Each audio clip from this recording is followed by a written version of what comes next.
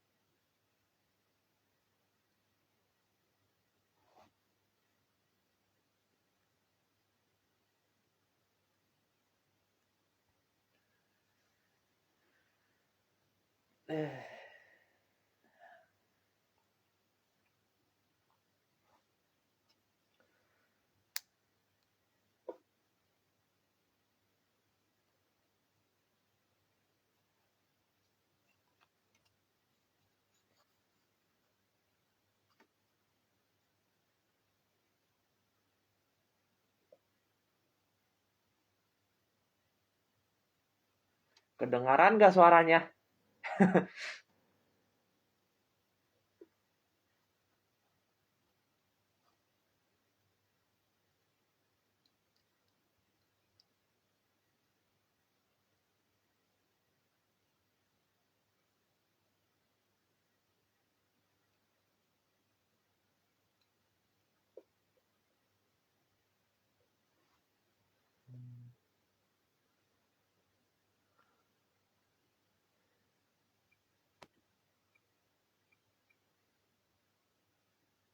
Kok ada yang telepon? Lah, lah, lah.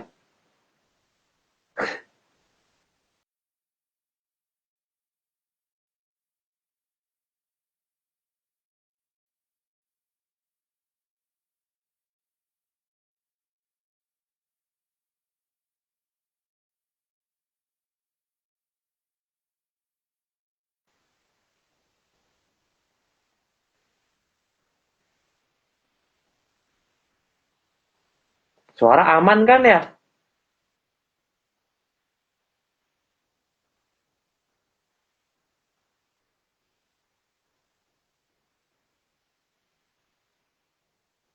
Waduh, hilang.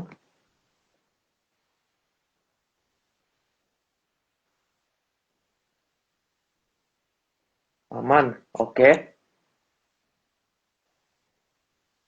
Ah, ini lagi mencoba. Udah di-invite tapi unable to join. Ini kebiasaan nih Instagram begini nih. Ya, bentuk-bentuk sensor. Bentuk-bentuk tindakan sensor ya.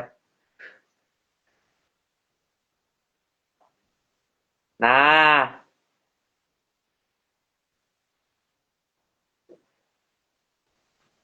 nah ini dia. Mau coba pakai laptop kok nggak connect ya? Iya, kadang-kadang begitu memang Instagram. Nah, Sensor. bentar, aku pasang dulu nih. Ntar ya. Boleh, boleh, boleh. Santai aja, santai aja. Ada waktu, ada waktu. Malah masuknya ke HP. Itu kemarin aja sama si Bang Yong aja ketolak mulu mental-mental. Susah emang. Nah,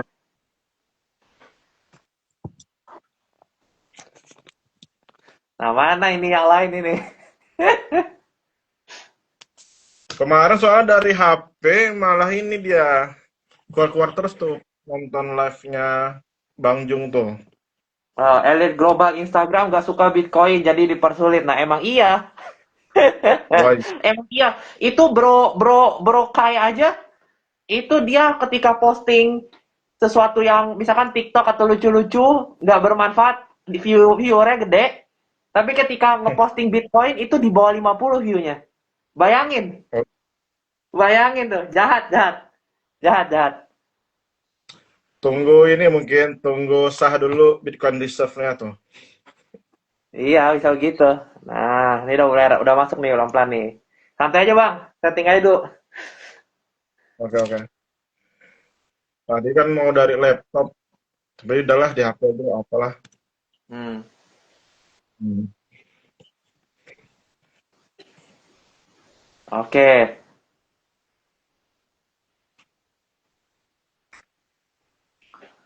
4 orang ya, nggak apa-apa, santai aja. Oke. Gimana bang di Indo? Hujan, kering. Ya sebenarnya aman-aman aja lah, nggak terlalu masalah. Cuma ya ini sih yang ku pelajarin dari yang kan sebenarnya Indonesia ini kan udah masuk krisis lah hitungan sebenarnya kan. Ah, Melihat ini makin banyak dipecat dan lain. Dari situ ya belajar lah ternyata emang kita kalau punya pemasukan nggak bisa berharap satu kayak gitu. hmm, ya ya. Kalau kita cuma mengharapkan dari Indonesia, misal dari rupiah, ya kacau kita sekarang. Hmm, Hmm. Ini kan tertolong karena aku juga ada dapat pemasukan dari dolar juga, jadi masih aman ya, lah gitu kan. Buat ya. teman-teman yang pas-pasan misalnya, yang nggak ngerti cara dapat dolarnya mengandalkan rupiah kan benar-benar kena mereka. Hmm. Jatuhnya dengan harga.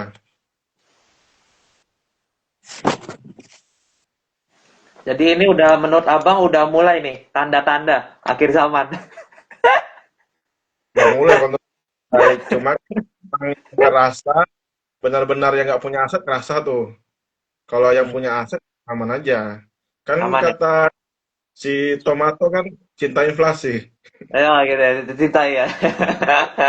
Ini bukan bukan cintai ususmu tapi cintai inflasi ya. Iya iya baik baik baik. Oke deh kita mulai deh ya. Oke. Em, oke terima kasih teman-teman udah join ya. Selamat selamat malam di Indo ya. Udah malam di Indo ya. Udah Jam malam. 7 Selamat malam dan selamat sore dari Eropa, wes.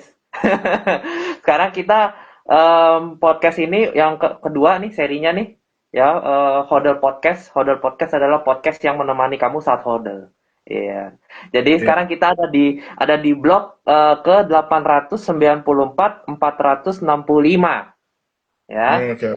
Nah, jadi harga di Bitcoin sekarang di 95.000. Setelah naik dari kemarin sempat turun di paling rendah 74 kalau nggak salah. Oh, Ya kan? enak tuh. 74 koma sekian. Nah, jadi begitu. Teman-teman jika ini jangan lupa ya teman-teman follow Bitcoin Indo 21 itu udah aku pin ya. Itu cek juga websitenya di bitcoinindonesia.xyz. Jadi teman-teman bisa cek aktivitas di Bitcoiner lah di seluruh Indonesia gitu. Komunitasnya berjalan seperti apa dan kita bisa discuss di dalam situ. Kayak gitu. Join aja Telegramnya ada di Linktree. Oke, pada Hodel podcast yang kedua ini kita kedatangan tamu spesial, wis dari Indonesia bagian mana, Bang? Mungkin boleh diperkenalkan dulu. Ini aku dari Riau, Pekanbaru. Wes. Berarti Nah, bagian barat ya. Hmm. Ya, saat ini sebenarnya kita baru kenal Bitcoin itu 2013 kenalnya. oh, oke. 2013, cuma waktu itu aku kan dapat hadiah dari teman karena teman gue tuh mirip kayak Bitcoin Indonesia lah buat komunitas Bitcoin, Hmm, memperkenalkan Bitcoin. Tapi ya momen pas waktu itu karena hmm. masih nggak scam. Ah, oke. Padahal aku 2013. si Bitcoin itu kalau kalau waktu itu aku kurang tahu berapa, tapi kalau aku hitung waktu harga di 60 ribuan itu hampir 500 juta waktu itu. Oke, oke. Kan aku tukar ke emas. Ah, Aku tukar emas, dapatnya lumayan lah emas kan. Dari situ sampai lulus kuliah masih anggap scam. Nggak aku pelajaran lagi, baru hmm. mulai meleknya lagi corona. Pas corona, Kamu lewat Instagram, corona. Ah, ya, pas momen corona nggak salah ya, pas lewat di Instagram ada tulisan tuh, selamat yang punya satu Bitcoin sudah jadi miliarder. oke. Apa tuh akunnya apa? Nah, dari situ aku mulai mulai lagi, belajar lagi, tapi belum Hmm, masuk. iya. Mulai masuk karena yang punya itu, sekte itu, Hmm, nah itu si Timothy-nya kan buat challenge di YouTube, iya. tentang Bitcoin nggak masalahku. Itu aku Hmm, ikut karena aku merasa apa benar gitu kan. Kulihat juga emang temanku yang dulu ngasih itu udah nggak di Indonesia, udah keluar negeri aja kerja dia gitu kan. oke. Nah, sana enggak. Jadi aku coba cicil waktu itu cuma dikit-dikit aja lah. Hmm, 2 juta 2 bulan kan. Ternyata beli di harga tinggi, di 70 ribu. Jadi sama kayak orang yang lah FOMO gitu kan beli di harga paling tinggi. oke. Cuma kan udah belajar DCA dari zaman corona, ada belajar tentang DCA ini, Hmm. mulai cicil masuk tadi cuma agak cicil. Hmm. Nah di sini aku nyicilnya sebenarnya ada bagi dua, jadi 2 juta tuh nggak langsung, tapi sejuta yang masuk, sejuta lagi masih aku simpan. Karena aku Hmm. lump sum kalau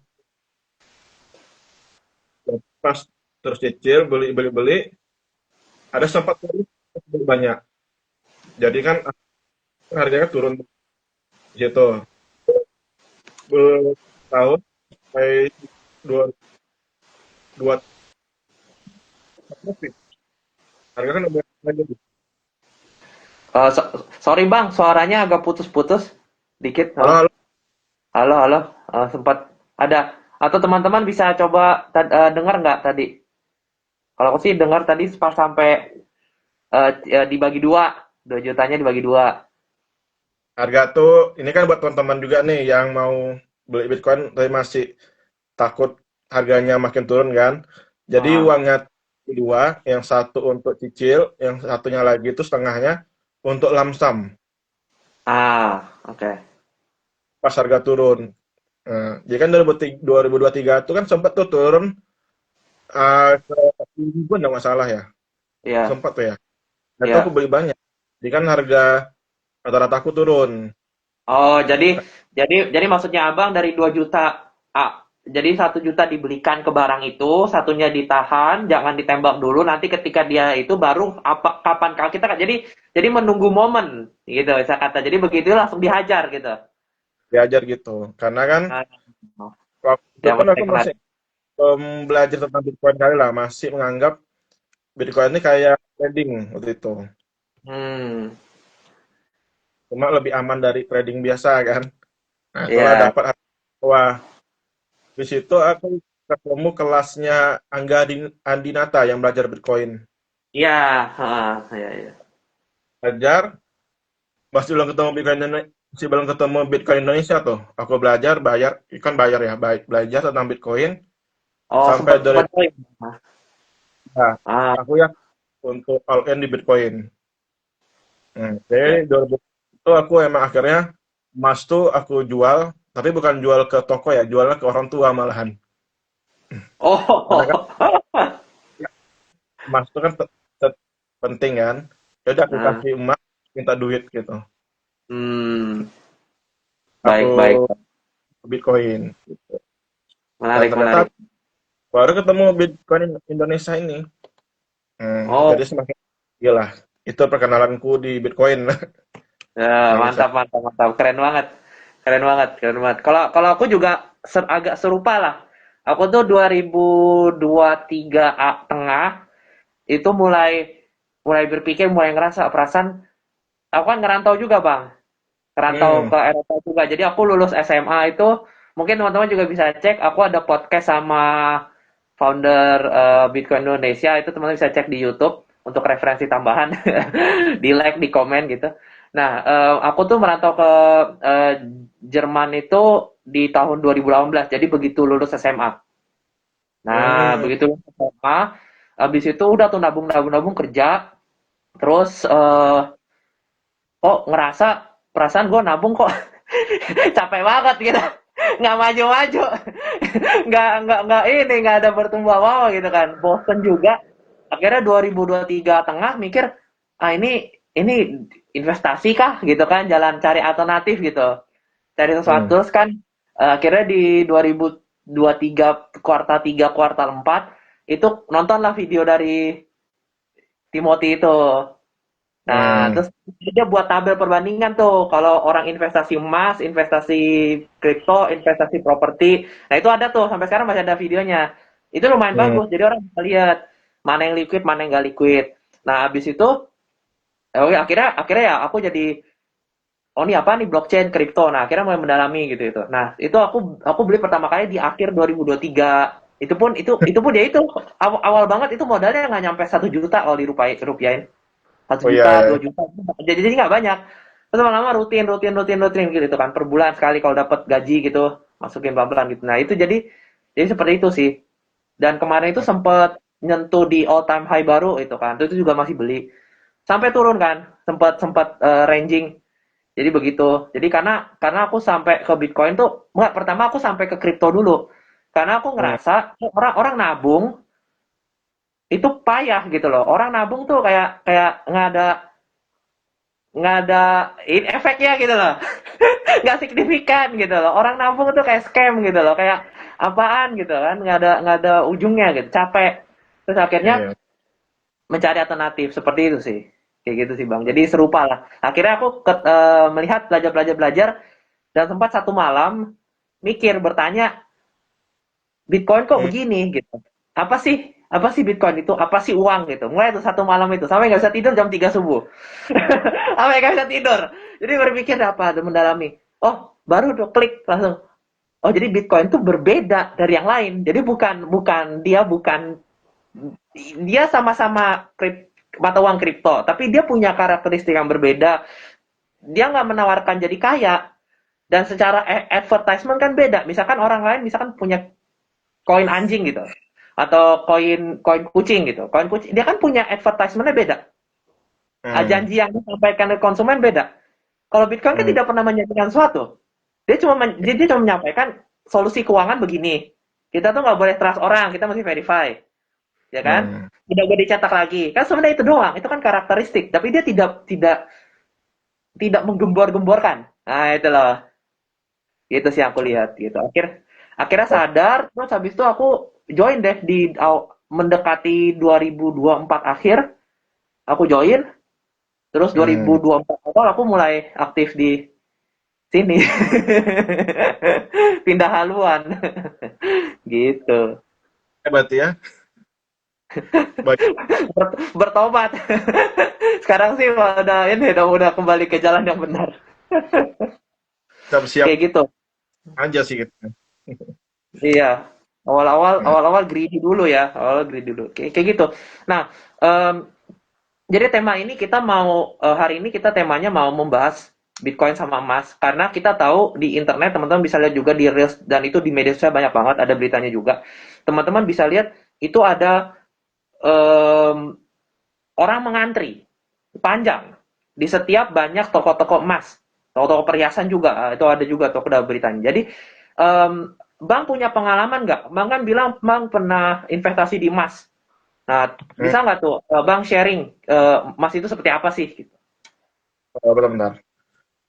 Gini, kalau untuk investasi emas aku emang pernah itu dari yang awal kuliah kan aku udah kerja juga, Hmm. udah mulai lah. Nah dari situ udah mulai beli emas karena emang diajarin oleh orang tua Hmm. untuk emas karena emas itu kan aset yang uh, menjaga mata uang anti inflasi.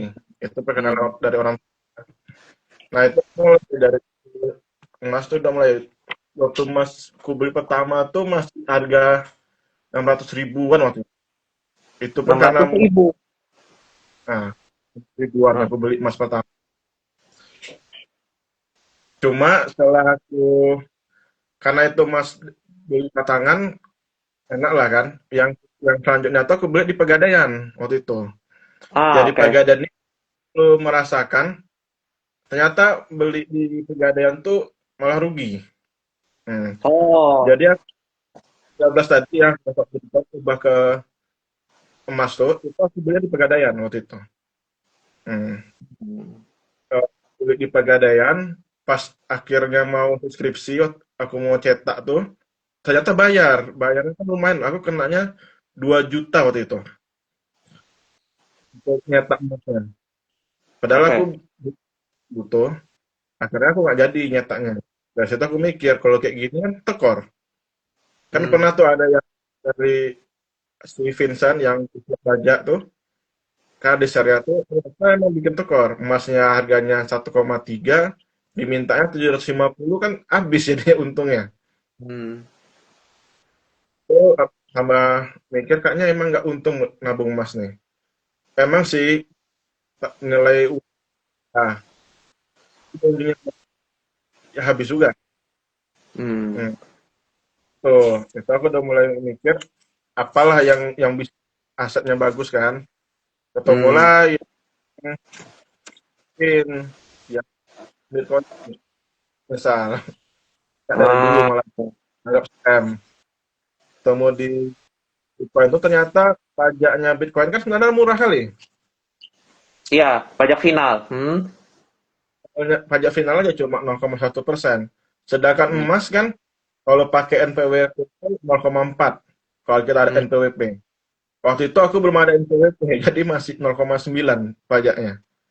hmm. Hmm. Perlu ngurus NPWP pas selesai kuliah.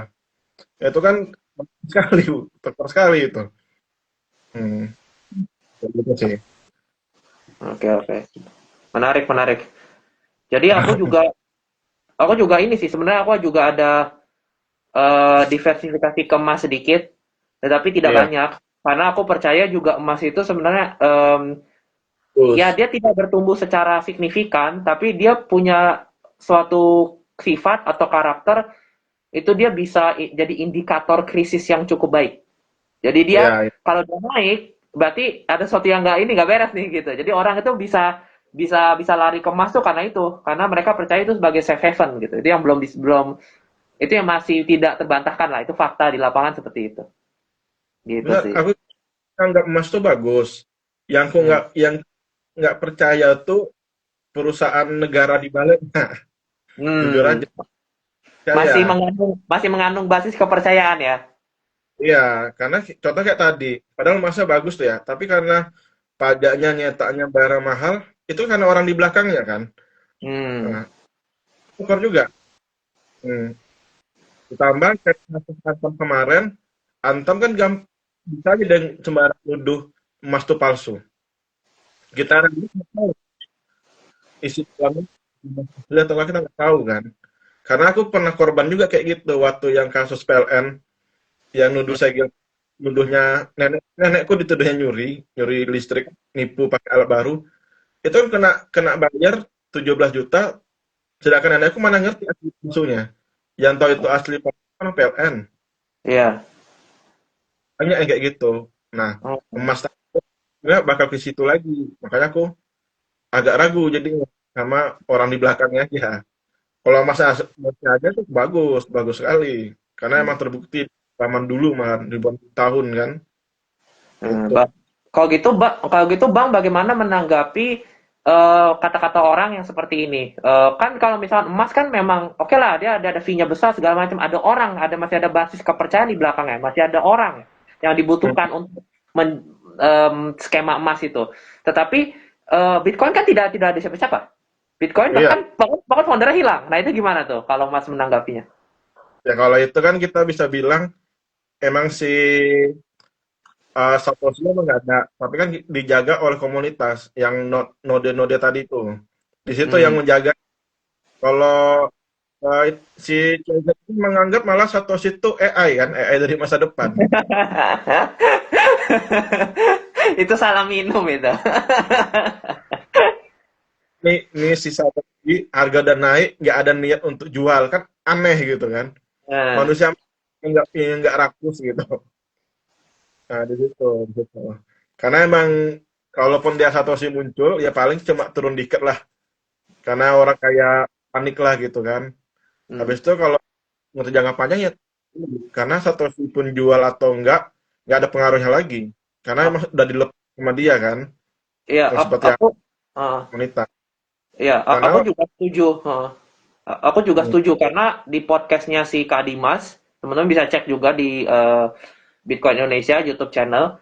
Itu yang hmm, terbaru Kak Dimas juga bilang ketika nanti misalkan Satoshi hadir lagi, justru orang hmm, bakal pengen beli 1 juta itu, ya, pengen dibeli gitu. ya iya, karena emang nggak ada pengaruhnya lagi. Hmm, gitu. Menarik, menarik, menarik. Ini keren sih. Em, Jadi ya begitu kita aku recap sedikit ya. Teman-teman bisa kalau mau lengkap itu bisa cek di My First Bitcoin.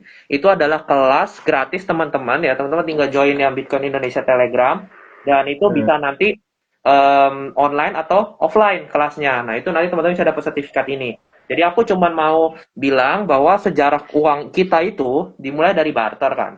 Barter lalu ada uang komoditas. Nah, uang komoditas itu bisa contohnya garam, kerang, ya kan, gandum, padi gitu kan. Nah, dan dulu itu bahkan di Kaisar Romawi gitu, itu mereka menggunakan garam. Makanya kata salary atau upah itu dari kata sal. Sal itu bahasa Latin dari garam sebenarnya. Jadi para para kesatria itu dikasih upah itunya garam.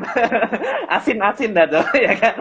Jadi jadi seperti itu. Nah, habis itu kita masuk ke uang representasi. Jadi orang itu mewakilkan, misalkan uang apa? Uang yang tadi komoditas itu dia bentuknya untuk mewakilkan sejumlah itu karena kan kita melihat misalkan garam itu gimana ya bawanya atau kuantitasnya atau jumlahnya berapa yang pas ya kan jadi susah atau padi berapa berapa helai berapa tangkai gitu kan jadi itu sulit makanya harus direpresentasikan baru kita masuk ke uang logam nah kita oleh karena itu kita pembahasan kita di emas ini pada saat dia fasenya menjadi uang logam karena kan seperti kita tahu uang itu kan ada fase tahapannya ketika uang itu menjadi penyimpan nilai uang itu menjadi alat tukar dan uang itu menjadi satuan hitung, ya kan? Nah, jadi seperti itu teman-teman. Nah, kita mau membahas di situ. Nah, kira-kira em, masih mungkin nggak menurut Abang di masa depan kita beralih ke uang sehat, misalnya kita pakai emas lagi? Ke masa depan itu masih ada kemungkinan masih ada. Hmm, Kalau iya, kemungkinan ada mungkin teknologi emang beneran kiamat kali ya. Mungkin orang bakal hmm. balik ke sini. Sebenarnya ini juga sih ya. Karena kita lihat Argentina pun waktu yang krisis kemarin, mereka udah mulai pakai barter juga loh, barter emas juga tuh. Jadi benar-benar Argentina bisa ya. dipakai. Tapi kalau emang inflasi rupiah tuh beneran parah, Hmm, parah sekali. Pakai kayak gitu. Hmm. Udah nggak percaya lagi sama rupiah. hmm, Kecepatan Bitcoin hyper Bitcoinisasi tadi. Nah, hmm. itu udah terbukti. Sebenarnya aku udah lihat kemarin yang jadi 5 besar Bitcoin itu kan Ya, mulai ada peralihan tuh. Yang hmm, Bitcoin yang semula dianggapnya kayak saham, nah, tiba-tiba saya nih Bitcoin. Makanya hmm. akhirnya Amazon, Google ya. Nah, itu udah mungkin terkendala ke regulasi dan lain-lain lah gitu. Setuju, setuju, setuju. Jadi udah mulai ya, maksudnya teman-teman juga mulai lihat. Aku masih ingat banget pertama kali awal-awal aku kenal Bitcoin itu juga bahkan Bitcoin itu belum nyentuh di list itu, belum menyampai 10 besar. Terus habis itu aku udah mulai DCA, udah mulai nabung di situ, tapi masih belum sadar maksudnya Bitcoin tuh apa sih gitu, belum belum pelajari sampai dalam itu udah sampai naik setingkat dari Saudi Aramco. Nah, Oh ya teman-teman ya. kalau mau dalami Saudi Aramco sekarang lagi buat kota pintar, smart city. Itu namanya kalau nggak salah aku lupa namanya apa. Pokoknya ada The Line. Jadi dia punya blog panjang yaitu aku udah lupa namanya apa, tapi itu teman bisa cek itu. Itu lumayan serem itu. Lumayan menarik juga itu. Ya, karena futuristik terus mereka rencana mau menggunakan kayak sumber daya dari kan itu kan di gurun pasir. Iya, Arab Saudi itu gurun pasir. Nah, mereka mau coba karena di masa depan seperti itu. Jadi mereka mau mencoba nanti dibuat kayak ada tempat golfnya di situ semua, orang bisa berenang di situ juga. Jadi orang nggak butuh apa-apa lagi. Jadi bayangin tuh. Nah, itu bahkan Bitcoin udah melampaui perusahaan untuk pembuat smart city itu. Saudi hmm, Aramco. Ya kan perusahaan minyak itu. Terus habis itu dia naik selongkat dia sempat sempat naik turun tuh, sempat ganti-gantian tuh sama Perak. Perak itu dia em, aku juga ngobrol sama beberapa orang Jerman, perak itu lagi naik pamor, makanya dia bisa sempat-sempat naik ganti-gantian sama Bitcoin karena hmm. nggak tahu kenapa. Jadi ya itu perak itu dia utilitasnya juga banyak, banyak digunakan untuk terutama kan sekarang kan isunya isu perang ya. Jadi mereka Iya juga ya. butuh perak untuk alutsista, ya kan prentelinnya kayak gitu. Itu kan juga butuh silver. Jadi nggak nggak mudah lah gitu. Jadi seperti makanya bisa naik pamor. Dan sekarang berada di nomor 5 mengalahkan Google nggak salah ya mengalahkan Google ya. Google sama Amazon setahu aku. Google Amazon tuh 4,5 sih. Hmm. Nah itu, jadi seperti itu teman-teman. Udah tidak bisa dianggap kadang-kadang aku tuh bisa ngobrol sama bule, oh Bitcoin tuh cuma meme, Bitcoin itu cuma lucu-lucuan gitu kan, nggak ada serius-seriusnya. Tapi kalau udah nyampe nomor nomor sekian kan itu nggak bisa dianggap lelucon lagi gitu kan, Udah beda itu. udah beda. Iya iya iya. Nah, Oh, soal yang tadi itu aku teringat sejarah yang perak Spanyol. hmm, Nah, jadi kan waktu itu perak itu kan waktu itu namanya emas awalnya, habis terus ketemu perak mulai untuk nyaing gitu di awalnya rencananya untuk nyaingin emas ya. hmm, Cuma ada kasih emas Spanyol waktu itu dia ketemu ketemu tambang perak. Nah, Spanyol ini ngeruknya besar-besaran. Semenjak hmm, itu turun. Yang penambang emasnya kan belajar dari situ. Makanya emas kan setiap ketemu yang baru, dia nggak mau besar-besaran itu. Mau ngontrol-ngontrol juga kan. Buat hmm, menjaga nilainya. ya, Kalau menurutku ya, harga emas pun itu bisa yang tadi yang tambang tadi sama kebutuhan emas akan infrastruktur atau perhiasan dan lain itu kan masih banyak. Seandainya misal kamu nih ada teknologi baru yang nggak butuhkan emas, nah itu bakal menggoyangkan harga emas tadi. iya Hmm. setuju, setuju. Dari situ juga gitu. Maka Hmm, Bitcoin nggak ada yang ke situ. iya Bitcoin setuju. pakai untuk lain kan. Murni emang cuma peer to peer-nya Iya. dimanfaatin. Iya. Hmm. Makanya Saifidin Amus itu ada podcast sama Anthony Pompliano. Dia bilang kalau misalkan ada banyak argumen, misalkan investor emas bilang, oh emas itu banyak use case-nya, bisa jadi perhiasan, bisa jadi yang lain-lain, bisa jadi pajangan. Bahkan kan artefak-artefak zaman dahulu, misalkan pedang zaman dahulu dari raja mana gitu, raja Arab gitu. Mereka kan pernah pernikah pakai emas, gitu kan berapa Hmm. karat gitu kan.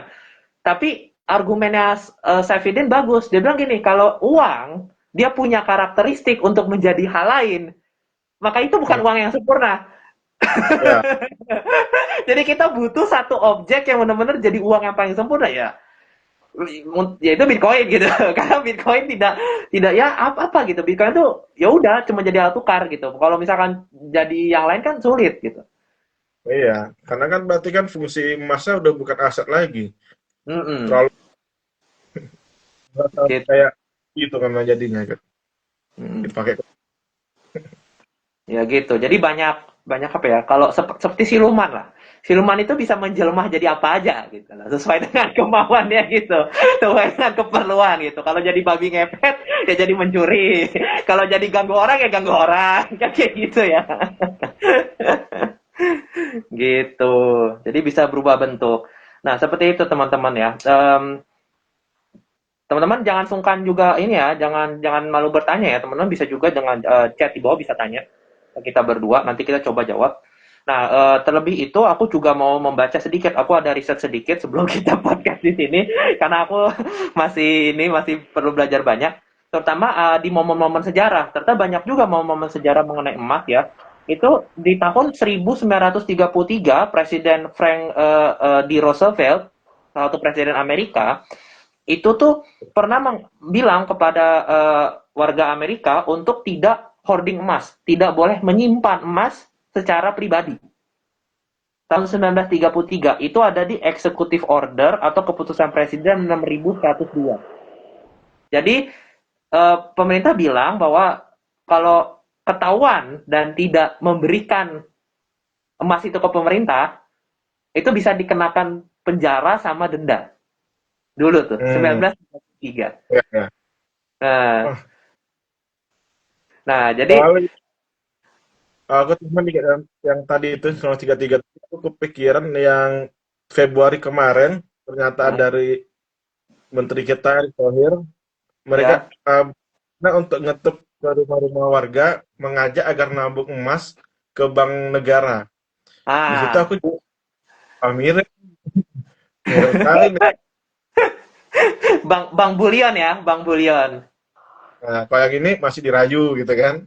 Nah, Nah, nextnya begini. Serahin nggak lo? Gitu gitu. Ya, menarik, menarik, menarik. Dan itu lebih gilanya lagi yang executive order itu. Jadi pada saat masyarakat mau menyerahkan, nanti kan mereka dikasihkan di restitusi, dikasih US dollar kan.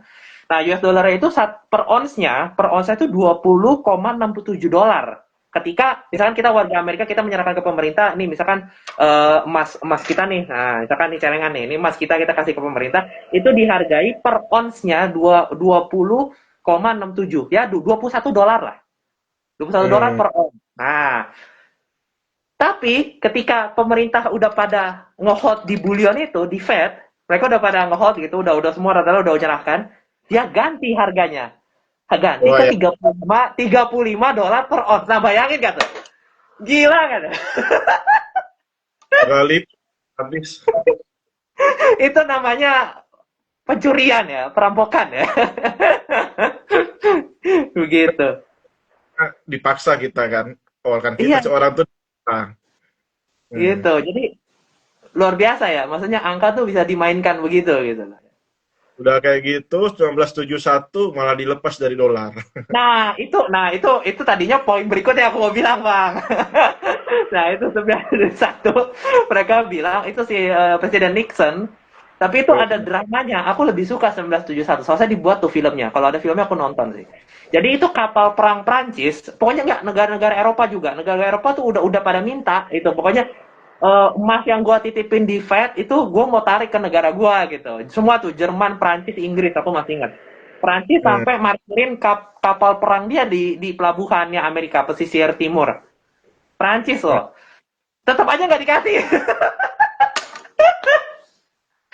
Luar biasa. Luar biasa. 1971 tuh. Lucu banget, lucu banget. Itu benar-benar drama itu. Cuman gara-gara masalah emas dan itu nggak hanya itu sampai sekarang ya. Aku juga kan aku bilang aku ada diversifikasi sedikit ke emas. Terus kan aku ada kenal lah semacam manajer investasi lah di sini. Dia juga megang Bitcoin, dia trader aktif lah. Terus aku juga banyak berguru sama dia. Lalu hmm. dia sebenarnya pekerjaan utamanya manajer investasi emas, logam mulia lah, manajer investasi logam mulia. Terus dia cerita kalau misalkan orang bisa misalkan beli di perusahaannya dia emas, tapi untuk pengirimannya itu mesti sewa tentara. Jadi nggak Nah, sembarangan. Jadi nggak gampang. Mau naik helikopter, mau naik pakai truk itu nggak gampang dengan emas tuh. itu ke portable tadi ya. Pakai. Iya. Nah, bukan menarik itu sebenarnya. Mindahinnya tuh dan setiap negara tuh ada biaya lagi. Hmm. Biaya keluar. Jatuhnya nambah boncos lagi. Nah. Karena beda-beda pula tagihan mereka. Hmm. Jatuhnya ya paling paling ya emang kalau kita pun punya emas ya, anggap jumlah 1 miliar, anggap 1 miliar. 1 miliar itu berapa tuh? Aku kurang tahu. Kan butuhnya berangkas nanti ujung-ujungnya. Iya Berangkas ada betul. bayar Betul. Udah ton itu lagi. jatuhnya, udah ton, benar. Jadi udah pajaknya tinggi, nambah asuransi, nambah lagi biaya fee deposit boxnya lagi kan. Iya. Akhirnya udah bayar itu. Sedangkan Bitcoin cuma sekali pajak. Iya. Sangat sangat berbeda ya. Waktu itu Hmm. pada saat gimana ya aku menjelaskannya ya. Abang sempat mengalami ketika mengalami kesulitan itu, misalnya portabilitas gitu. Oh, kalau itu aku Atau enggak. atau atau Abang lebih lebih menitipkan lah sama si tukangnya gitu. Oh, itu aku nggak pernah ngalamin. Itu dari cerita-cerita orang-orang aja. Paling jatuhnya aku alami itu dalam bentuk kecil, anggap itu kecil. Nyimpannya untuk kita bawa aja udah agak takut-takut. Hmm. Aku itu ada ibu-ibu dia nyimpan emas, salah ada juga sebenarnya nyimpannya di koper. Total kan Waduh. hilang itu, double kopernya. Iya. Masa ada 2 batang itu lumayan besar juga, nah, main Oh. diambil sama petugas. Coba kalau misalnya waktu itu dia pakai Bitcoin, Hmm. hilang kalau wallet hilang pakai kode. Iya. Kita nyari-nyarinya lagi, nggak perlu kita kita biarin aja hilang. Ya. Jadi beli, Iya. kami Benar itu setuju. kejadian. penumpang satu pesawat aja gitu. Ya. Hmm. Itu tahun lalu kalau nggak salah keluar juga berita di Instagram, itu Hmm. orang mau menyelundupkan emas lewat bandara, cukup cukup Hmm. banyak. Akhirnya dia lelehin bagaimana bentuknya, terus dimasukin lewat belakang dia, diumpetin di situ. Pada saat disensor kok tenot-tenot gitu. Ada juga tuh lucu tuh, ketika mau menyelundupkan emas di bandara tuh, kayak gitu sih. Ya, tuh. Karena Mas, ya kalau gitu kan kemungkinan sih mereka ilegal sih ya, dapetinnya juga kan. Hmm. Iya. Berbahaya. Nah, sama lagi kan aku juga orang-orang yang bawa emas ke negeri itu kata ada sertifikat Hmm. nyataan dari sana. Cuma kan kembali lagi, anggaplah kita ke Malaysia ada sertifikatnya. Ya. Orang Malaysia menerima emas dari standarnya mereka. Ya, ngerti, ngerti, ngerti. Standarnya Antam mengubah ke standarnya mereka, BUMN-nya mereka. Nah, dari situ aku nggak tahu sih, pasti ada biaya-biaya tambahan lagi kan, Bahkan hitungannya. bahkan aku dengar-dengar podcast orang ngomongin tentang emas, misalkan dia beli emas tuh. Terus itu Hmm. jualnya masih di toko yang sama dibeli. Oh iya, iya. Wah, Itu nggak bisa dia tuh. Misalkan kalau di kripto kan, lu beli di exchange A di bursa A, entar lu bisa jual dengan arbitrasi ya kan, arbitrage dengan ke bursa lain gitu bisa. Ya, tapi kalau di emas nggak bisa. nah itu yang kemarin dituduh Antam palsu tadi tuh. Biasanya kayak gitu tuh dari tokonya tuh punya emas sendiri, Hmm. emas khusus sendiri. Nah, itu yang nggak bisa di mana-mana. Sedangkan Antam ya bisa di mana-mana karena emang BUMN aja kan. Nah, yang Hmm. kayak gitu dibilang dianggap Hmm. Benar-benar. itu. Hmm. Ya. Oke, jadi, nah aku juga mau tanya ke abang nih. Em, Pasti kita tahu di Indonesia kita juga punya tambang emas gitu kan, Freeport. Nah, Freeport dan bagaimana pandangan abang mengenai itu? Dan kita juga melihat juga kita melirik juga nih ke saudara-saudara kita di Afrika gitu kan. Karena Oh misalkan ya, di Afrika juga banyak tambang emas di seluruh dunia ini banyak tambang emas di mana-mana gitu. Tapi kita malah melihat negara-negara yang punya sumber daya emas, cadangan bumi emasnya banyak, tapi kita tidak melihat hal yang signifikan. Tidak ada secara sosial, secara ekonomi, secara peradaban di negara itu tidak sesignifikan itu gitu. Nah, itu bagaimana pandangan Abang? nah itu biasanya dari kontrak ya. Yang kita lihat dari Freeport kemarin lah. Setahu yang kita tahu ya, itu kan sebagian besar diambil untuk Amerikanya, sebagian Hmm, kecil yang Indonesia. Indonesia cuma menerima lingkungannya dirusak di situ. ya. Dapat untungnya apa itu pun yang dapat untung mungkin yang oknum lah kita sebut kan. Yang dapat Hmm, untungnya hanya hmm, untuk negara. Akhirnya ya apa yang dapat aja lah dikasih kan. Nah, sedangkan tambangnya jadi rusak di situ. Nah, itu juga yang terjadi di Afrika kemungkinan bakal ke situ juga tuh nanti. Masa di Koro, Afrika itu kan terkenal dengan pejabatnya korup juga itu sebenarnya iya, mereka tuh. iya, iya, karena em, Afrika itu benua yang kurang stabil lah. Jadi dia Kurang. ada perang saudara, ada perang sipil, ada kontra dengan grup apa, grup apa, grup apa, lalu ada kontra dengan agama apa-apa-apa gitu. Jadi nggak mudah gitu dan lebih kasihannya lagi aku melihat aku kan juga ngobrol-ngobrol sedikit itu kalau teman-teman bisa cek ada tuh di Instagram kalau nggak salah namanya Bank Notes. Jadi dia tuh memperlihatkan berbagai macam mata uang dari berbagai macam negara. Nah, terus kan Hmm. ada tuh mata uang dari Afrika, misalkan dari Kongo atau dari Burkina Faso gitu kan. Burkina Faso pun kita udah jarang dengar gitu kan. Nah, itu aku ada lihat baca-baca komennya iseng. Terus mereka kayak menjelaskan oh keadaan negaranya begini-gini. Jadi aku update gitu, lihat dari penjelasan orangnya langsung gitu, orang Afrikanya langsung.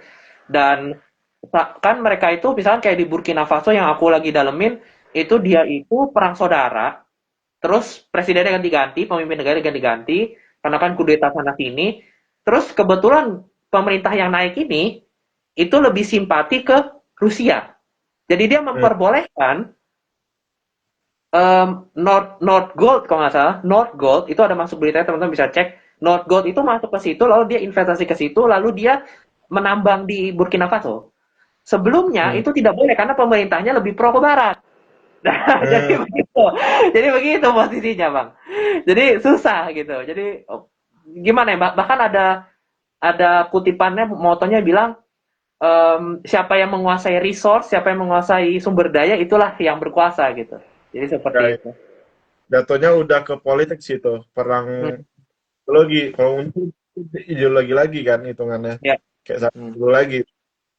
Ya emang benar. Itu sebenarnya itu dulu ya. Aku lebih setuju. Kalau dulu oke lah sumber daya tuh dia menang. Tapi kalau zaman yang sekarang sama ke depan, zamannya teknologi, ya orang yang megang teknologi bakal berkuasa. Ah, oke.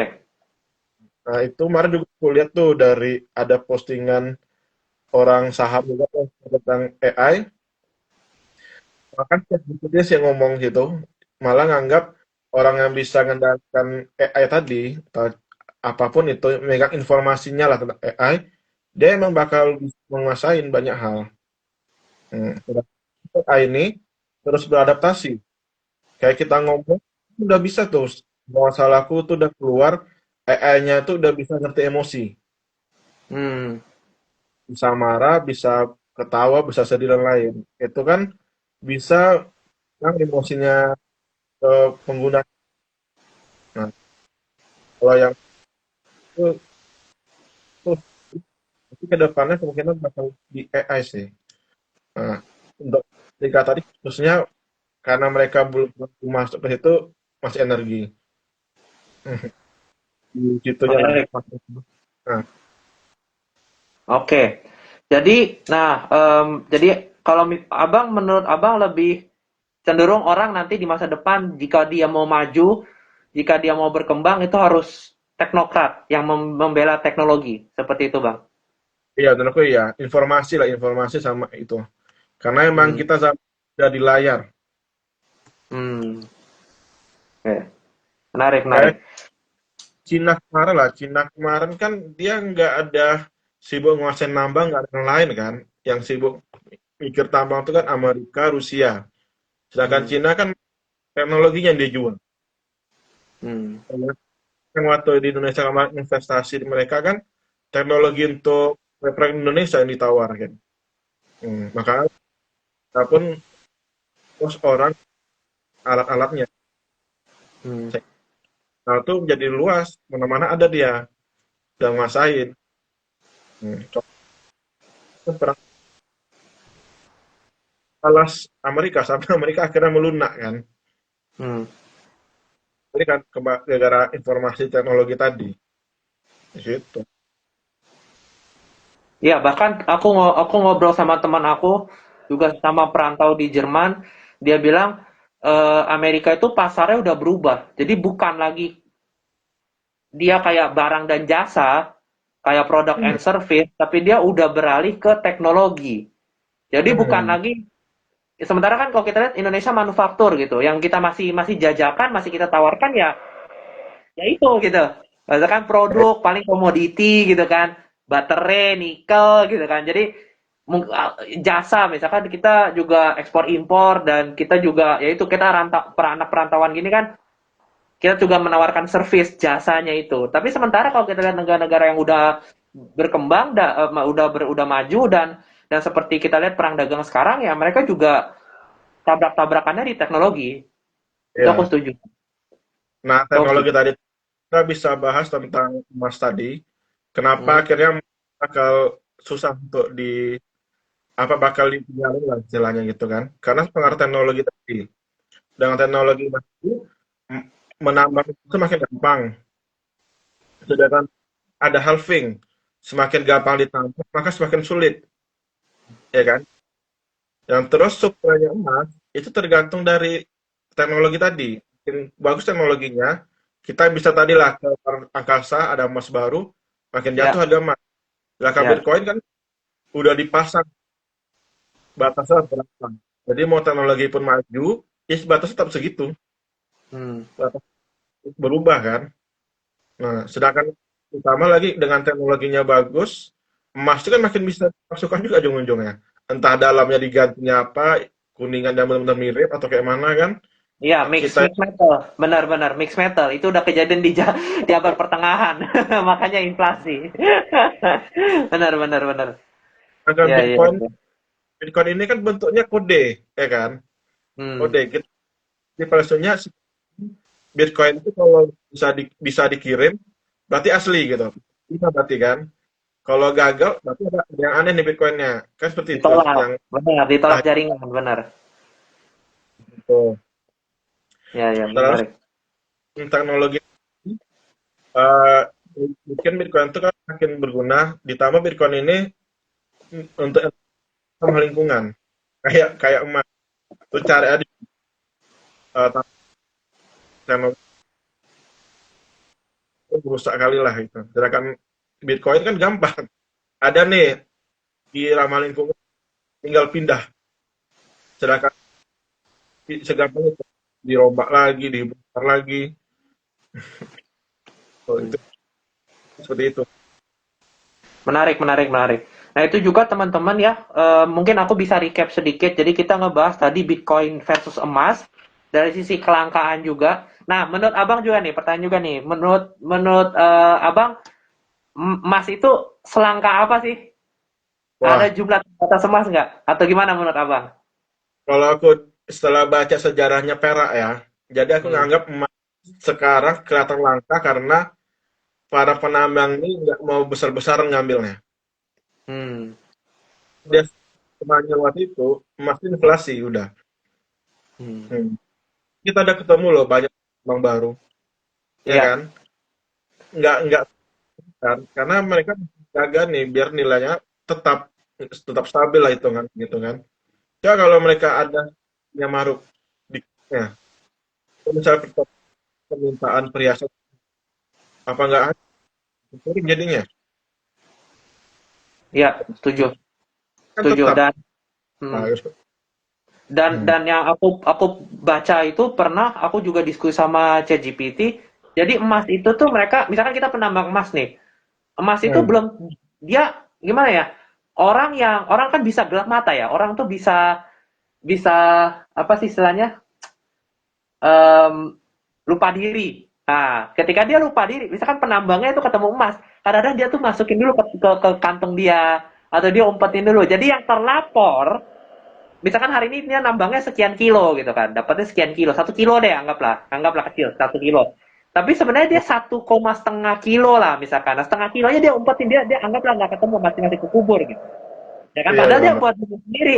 Dan dari 1 kilo yang terlapor itu, yang dilempar ke market sebagai supply yang bisa dibeli oleh seluruh dunia, itu juga tidak belum tentu di open ke publik juga. Jadi tidak setransparan itu. Sementara kita tahu kalau dari Bitcoin misalkan miner itu pun sangat transparan. Orang bisa lihat kan, misalkan jumlah, misalkan blok, kita bisa lihat di mempo.space, ya kan? Blok transaksi baru terjadi, maka 50 kan. Dan orang itu kan open source, orang bisa audit itu semua. Nah, itu sih yang Hmm. aku lihat juga nih, Mas tuh dari sisi kelangkaannya itu bisa dikutak-kutik gitu. Kalau tadi itu aku teringat podcastnya Horman Paris di Deddy Corbuzier masalah kliennya Horman Paris yang Nah, waktu itu tuduh merusak nama baik Islam. Nah, jadi aku dari Horman Paris ngomong, dia bilang kasusnya itu bermula kan dari orang ini kan, aku lupa nama kliennya siapa, beli emas diskon, hmm. tapi dibayar, tapi sampai sekarang nggak datang-datang emas itu. Waduh. Ya, yang lucunya kan ada nih satu karyawan yang memang bersalah, dia dipenjara. Tahu-tahu 2024 yang si korban yang bayar nih malah dituntut sama Antam karena merusak nama baik. Ya. Kan? Nah, di situ si klien ini dipenjara. Orman Paris itu tetap menyelidiki. Setelah diselidiki, banyak kejanggalan kata dia. Bukan kataku ya, kata dia. Yang pertama, Kata dia. masih ada perkes. Dia kejanggalan itu pertama, kok bisa ada pengacara yang nggak tahu siapa dibayar 20 miliar. Karena nggak mungkin. Ini ada sesuatu nih. Jadi Hmm. Orman Paris mikir, ini jangan-jangan ada yang kesalahan Antam mau di kambing hitam kan kliennya ini untuk nutupi kerugian Antam kan. Setelah dicek lagi ternyata selama ini Antamnya sendiri kehilangan emas. Kita rakyat nggak tahu. Hmm, Jadi ya. emas yang mereka punya itu sering hilang. Nggak tahu siapa yang ngambil. Emas inilah yang mau ya hilang inilah mau dibuat akan si klien ini yang gitu. Hmm. Nah, dari bagus Bitcoin aja karena nggak ada orang di belakangnya. Kalau ada orang Iya, di belakang kayak gitu tadi kasus situ. Oh, ya menarik, menarik, menarik, menarik. Jadi, jadi seperti itu ya. Jadi kelangkaan itu, jadi emas itu, ya aku juga tanya ChatGPT, apakah mungkin ketika Elon Musk ke Mars atau kita bisa nambang asteroid, terus kita dapat mineral baru, ya kan? Karena hmm, alam semesta ini mungkin di luar sana tekanannya atau suhunya itu kan lebih ke ilmu alam ya, ilmu alam IPA ya. Jadi gimana kan emas itu kan aurum ya, senyawa kimia, harus ya, stabil. Ketika mencapai suatu titik tertentu maka terciptalah emas. Gitu. ya, Semua ya. tuh soalnya bisa jadi emas gitu loh, tapi harus ada momentum yang pas gitu. Nah, itu. Jadi bahkan seperti yang aku setuju dengan yang Bang bilang, ketika kemajuan teknologi sudah mencapai suatu level tertentu, maka orang bisa menciptakan kayak berlian deh. Berlian itu sudah bisa di lab. Kalau emas salah aku udah deh. Aku pernah lihat di YouTube tuh lewat dia bisa buat emas. Tuh. Udah kayak Midas. Udah kayak Midas. Pegang sesuatu jadi emas. Keren, keren, keren. Iya, iya, iya. Jadi kayak gitu. Nah, itu teman-teman ya. Kembali lagi tadi aku recap lagi sekali lagi, sorry kepotong karena seru. Jadi Bitcoin versus emas. Dari sisi kelangkaan, Bitcoin menang. Ya, karena 21 juta dan emas kita nggak tahu di semua tersebar, bahkan El Salvador ketemu tambang baru, Cina ketemu tambang baru. Portabilitas itu juga harus sewa tentara dulu, harus bayar pajak pula. Jadi nggak mudah. Dari satuan dan pecahan. Nah, ini menarik nih. Gimana menurut pandangan Abang? Bitcoin versus emas. Persatuan ya, kalau satu jelas lebih menang Bitcoin karena ada Satoshi tadi kan. Hmm. Kalau susah, Hmm. soalnya kayak di Indonesia jualnya berapa sih? Paling kecil-kecil 1 miligram ya, paling Hmm. kecilnya kan. Itu pun baru-baru. Kalau dulu-dulunya nggak ada itu miligram Iya, iya. buat dulunya. Karena melihat banyak orang mungkin kesulitan beli yang 1 gram, maka dijuallah yang miligram tadi nih. Itu pun harganya miligram udah rata kan itu. Iya, makanya itu juga tuh aku yang heran karena di Eropa ya, di pasar Eropa itu nyaris nggak ada miligram. Mereka nggak nawarin produk itu bahkan. Makanya kalau sampai di Indonesia punya miligram, mohon maaf itu kan berarti jika kita bertanya kritis sedikit ya, itu berarti gejala bahwa masyarakat karena uangnya rusak mereka nggak bisa menabung lagi, akhirnya toko ya udahlah lu beli aja kecilan lah, cincai lah, lu beli lagi kecilan gitu kan ya. Udah semampu lu aja deh.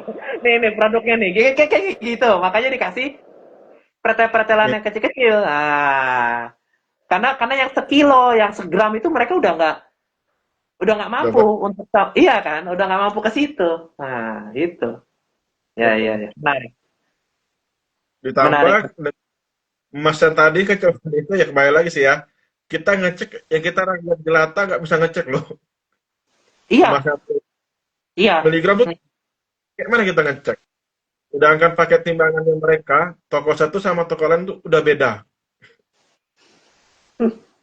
Iya, iya, iya. Harus pakai magnet sih. Aku ada kenalan juga dia bilang pakai magnet. Kalau nggak nempel, kalau nggak naik berarti asli. Dulu gitu. Katanya sih gitu. Katanya gitu. Nah, ya tapi aku setuju karena emas itu kita nggak bisa potek emas, lalu kita datang kita mau beli kopi, kita nggak bisa. Susah. Nggak Ya, praktis. ya miligram aja udah kecil, mau dipotek kayak mana lagi kan? Gitu. Em, itu kalau kalau mau lebih gilanya lagi ya, aku nonton lagi tuh podcast di YouTube. Lebih gilanya lagi gini, karena kita punya chip itu kan udah mulai ditanamin di manusia tuh. Hmm, Nah, ini konspirasi gila nih. Ini teman-teman mohon maaf nih ya, aku masuk ke konspirasi gila. Jadi gini, semenjak manusia itu dari tanamin chip, nah chip ini kan metal, jadi dia bisa dikasih perak, dikasih emas. Nah, lebih gilanya lagi itu kalau dicampur sama CBDC. Kita merempet dikit nih ke CBDC. Ya. Bayangin, jadi CBDC itu ditanemin ke manusia. Jadi orang tuh makanya di Tiongkok kan tinggal dia screen tangan atau screen retina udah bayar. Iya, udah bisa. Karena transaksinya di body. Nah, bayangin Hmm. itu tuh. Bayangin jadi masa sekecil itu ditanami di manusia. Manusia tinggal lewat gerbang langsung tenot udah kebayar payment. Serem banget. Serem banget. Serem banget. Teringat film itu, film Time masalah namanya ya, judulnya tuh. Ya ada waktu di lengannya nih, ada waktu, Ya. waktunya tuh duit ya, bukan waktu sih duit ya Iya, intinya sini. iya tahu tahu tahu tahu. Iya, iya, tahu tahu. Iya, gila gila. Itu gila sih. Ya itu. Itulah teman-teman ya. Jadi kita lanjut ke poin berikutnya, penyimpanan dan keamanan. Nah, itu gimana menurut pandangan Abang? Bitcoin versus emas dari segi penyimpanan dan keamanan. Penyimpanan dan keamanan ya, kalau emas sangat sulit disimpan. Yang tadi kita Hmm. bahas tadi kan deposit box tadi. Kita perlu bawa nah, dan itu nambah biaya. Habis itu keamanan, kita harus benar pakai satpamnya kan, untuk menjaga. Karena ini berangkas loh. Bentuknya berangkas yang kecil masih. Tapi kalau banyak, nggak bisa jaga sendiri. Nah, Hmm. gaji satpam, untungnya emas harus dikurang lagi sama biaya-biaya tadi kan. Sedangkan Bitcoin kan lebih gampang. Tadi aku teringat itu kayak kasusnya perang Gaza dan perang Ukraina, itu Ya. banyak ternyata kok sempat besar harta Hmm. mereka itu kan akhirnya diambil oleh tentara. Itu Hmm. banyak sekali. Karena mereka Ya. di berangkas bobol, ya kan? Sedangkan Bitcoin kita punya cold war di gitu ada perang, sempat kita bawa ke sempat ditinggal lah. Ya. Dia menang Bitcoin tetap. Hmm. Ya bahkan bahkan jika terjadi penodongan ya, makanya aku tuh sering komentar di media sosial kalau teman-teman lihat ketika ada ormas, aku single dikit lah, aku single dikit deh. Ormas itu ketika melakukan pemalakan ke suatu investor atau suatu usaha, ya karena uangnya fisik, mau dia palakin emas kayak mau dia palakin uang uang uang kecil kayak. Jadi aku mikir apa yang nggak bisa dipalak gitu kan? Ya Eh, ya Satoshi, ya Bitcoin karena nggak bisa kan harus harus harus misalkan aku mesti klik receive atau kita ituin apa QR code gitu kan. Itu baru begitu. Jadi nggak bisa dipalak. Jadi benar-benar kembali ke individual aku sebutnya, kembali ke diri sendiri gitu. Gitu yang sih. penting jangan pamer lah dulu, jangan pamer lah. Iya, bahaya, makanya bahaya. Itu makanya jadi harus hati-hati teman-teman. Jadi dari penyimpanan keamanan Bitcoin tetap menang ya. Sama ini, aku juga mau menggarisbawahi poin terakhir nih mengenai Bitcoin dan emas. Em, a- abang, sorry, aku kira siapa nggak ini ngebel. OTC, abang ngerti OTC kan? Jadi over the counter, Apa tuh? over the counter, Oh, oke, oke. Terus over the counter. Nah, jadi aku juga baru tahu setelah aku mendalami emas, over the counter sama over counter counter tuh terjadi di bursa kripto. Jadi bursa Bitcoin segala macam. Jadi orang tuh bisa beli dalam Bitcoin dalam jumlah banyak. Kayak contoh Michael Saylor atau perusahaan-perusahaan institusi mereka kan beli kan nggak kayak kita. Dia beli itu ya. langsung langsung tembak berapa, misalkan 1.000 Bitcoin atau beribu-ribu Bitcoin gitu kan. Itu dia bisa langsung beli gitu. Nah itu Hmm, caranya seperti apa? Ada melalui sistem OTC. Nah, hmm, lalu aku bandingkan dengan kalau orang kaya mau beli emas banyak. Nah, hmm, jadi lebih lebih convenience, lebih nyaman itu OTC sebenarnya. Karena kalau pakai jalur belakang atau jalur samping, orang-orang elit nih, orang-orang kaya mau beli 100 batang misalkan. hmm. Itu tidak semudah itu. Sangat ribet malah. Jadi ada efek-efek seperti misalkan kita nih orang awam kita ngantri emas juga nih, kita ngantri emas. Tapi ada orang kaya misalkan anak pejabat atau siapa dia mau borong 100, takutnya supply di toko itu terpengaruh. Dan kita Iya, yang ngantri, kita nggak dapat loh. Kita ada kemungkinan nggak dapat loh. iya, Nah, itu juga tuh. Tapi kalau OTC-nya Bitcoin, ya mungkin mungkin bursa karena kan setiap bursa kan punya punya stok, dia punya stok berapa Bitcoin gitu. iya. Ketika dia kurang, dia bisa minjem bursa lain. Oh Bisa kayak iya. begitu ada sistemnya. Nah, jadi sangat liquid, jadi sangat cepat pindahnya. Dan Hmm. dan OTC-nya orang kaya, misalnya Michael Saylor, kita udah kurang jarang apalagi kita melihat strategi borong sekian banyak, meta planet borong sekian banyak. Itu tidak mengganggu kita loh. Tidak Hmm. merugikan kita loh. Kita masih bisa beli, kita sama-sama ngantri, sama sederajatnya sama. Sama-sama Iya. konsumen. Beda sama emas. Emas itu kita kayak dianggap kayak kita kelas 2 gitu. Yang kelas satunya bisa belakang gitu. Itu sih, Bang. Hmm. Kayak gitu. Sama Itu kayak juga tuh. kayak orang-orang kaya yang buat saham itu kan, yang mau beli investornya kan belakang juga tuh, yang private perusahaan ya kan. Kita yang Iya. rakyat nunggu IPO aja. Itu pun udah mereka nyari untung itu kan ya. Hmm. Dan ya itu, nah dari margin untungnya aja, jalur belakangnya yang emas itu dia bisa spread harganya berapa gitu. Oh Dari iya, itu. convenience itu. Kalau Bitcoin enggak. Bitcoin enggak loh. Itu kan adil itu. Heeh, bahkan kembali ke minernya kan, karena minernya butuh untuk transaksi itunya kan. Jadi itu kembali ke fee miner ya, tapi fee minernya itu pun pasar bebas. Nah itu jadi luar biasa sih, luar biasa sih. Hmm. Aku baru tahu tuh, Ya, ya. gitu. Menarik, menarik. Em, ya, jadi aku masuk nih Bang. Gimana pandangan Abang mengenai hiperbitcoinisasi dan adopsi di Indonesia? Kalau untuk itu tadi udah aku pikir-pikir juga ya. Sejauh ini kalau hyperbitcoinisasi, kalau untuk sekarang masih dikit, masih harapannya belum terlalu tinggi lah. Tapi Hmm. ke menengah lah itu. Kalau level tuh level tinggi, level tengahnya lah. Itu karena masih bilang masih kayak sekarang lah. eh ya orang-orang beli Bitcoin masih belum aman. Nah, belum aman itu diregulasi buat eh, negara menjamin keamanannya kan, seperti itu kurang lebih kan. Di situ aja. Ada beberapa nih tangkap ya. Jadi kalau emang udah hiperbitcoinisasi itu, yang pertama tuh mayoritas orang udah mulai percaya Bitcoin daripada fiat. Itu Hmm. udah mulai. Mulai gara-gara yang mana kemarin Bitcoin lima besar, itu masyarakat udah mulai nganggap nih Bitcoin ini sebagai aset beresiko rendah.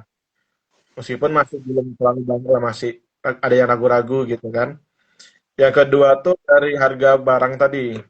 Kalau udah mulai nih harga barang kita ngitung dari Bitcoin, bukan dari fiat lagi, itu udah mulai tanda-tanda juga tuh. Orang udah mulai percaya sama Bitcoin daripada fiat. Untuk sekarang kita yang kita mulai lah mikir ke barang dari Bitcoin. El Salvador udah mulai, negara-negara lain mungkin udah mulai juga kurang tahu.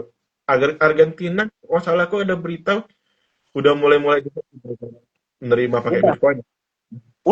Udah, karena aku kenalan sama ada namanya Isa Rukna. Teman-teman bisa follow dia tuh. Itu cewek cakep juga itu. Bitcoiner dari Argentina. Jadi dia beli steak, dia nginep di hotel mana orang Argentina, itu bayar pakai Sats loh. Oh Luar iya, biasa. Bisa begitu. Bisa gitu. sama Jadi itu. udah terintegrasi. Kalau salah tadi Jepang Tokyo udah mulai juga ya, udah mulai. Tokyo melalui si Samson Mao dia buat Tokyo Base, Toko Bitcoin Base, TBB, TBB. Ya, Nah. ada tantangan. Terus yang ketiga tuh dari pemerintahnya. Kalau pemerintah udah mulai nerima, perusahaan-perusahaan udah mulai banyak nerima tantangan, itu kan udah mulai menuju ke dekonisasi tadi. Hmm. Sejauh ini ya negara-negara nerima kan, udah ikutin juga. Hmm. Ya terakhir ya fiatnya, kita fiat tuh makin kurang ya. Nah, dari sisi kalau aku mendekati ke situ lah, karena Hmm. masih masih banyak yang belum di aja gitu. Men- Ah, menurut Abang, apa yang bikin kan kita seperti di awal-awal podcast Abang bilang kita tuh sudah menghadapi krisis, kita tuh sudah di pintu krisis, tapi kok masyarakat masih belum melirik? Apa ya kira-kira eh, hal yang bikin masyarakat tuh masih belum melirik Bitcoin gitu? Yang pertama dari regulasi lagi, karena kita masih nganggap Bitcoin ini kan scam. Scam. Ya Hmm. regulasinya tadi kan masih statusnya masih dianggap begitu. Padahal sebenarnya muslim-muslim yang lain udah mulai ngerti, ya kan? Banyak yang nerima Bitcoin. Bahkan jauh waktu itu udah memperbolehkan Bitcoin. Itu kan udah mulai lah. Cuma masih banyak yang akhirnya regulasinya menolak lagi. Korupsi sejauh ini masyarakat masih nganggapnya itu bukan aset untuk jangka panjang, trading. Tuh. Kalau kita udah nganggapnya bukan aset malah seperti mata jual beli ke Bitcoin.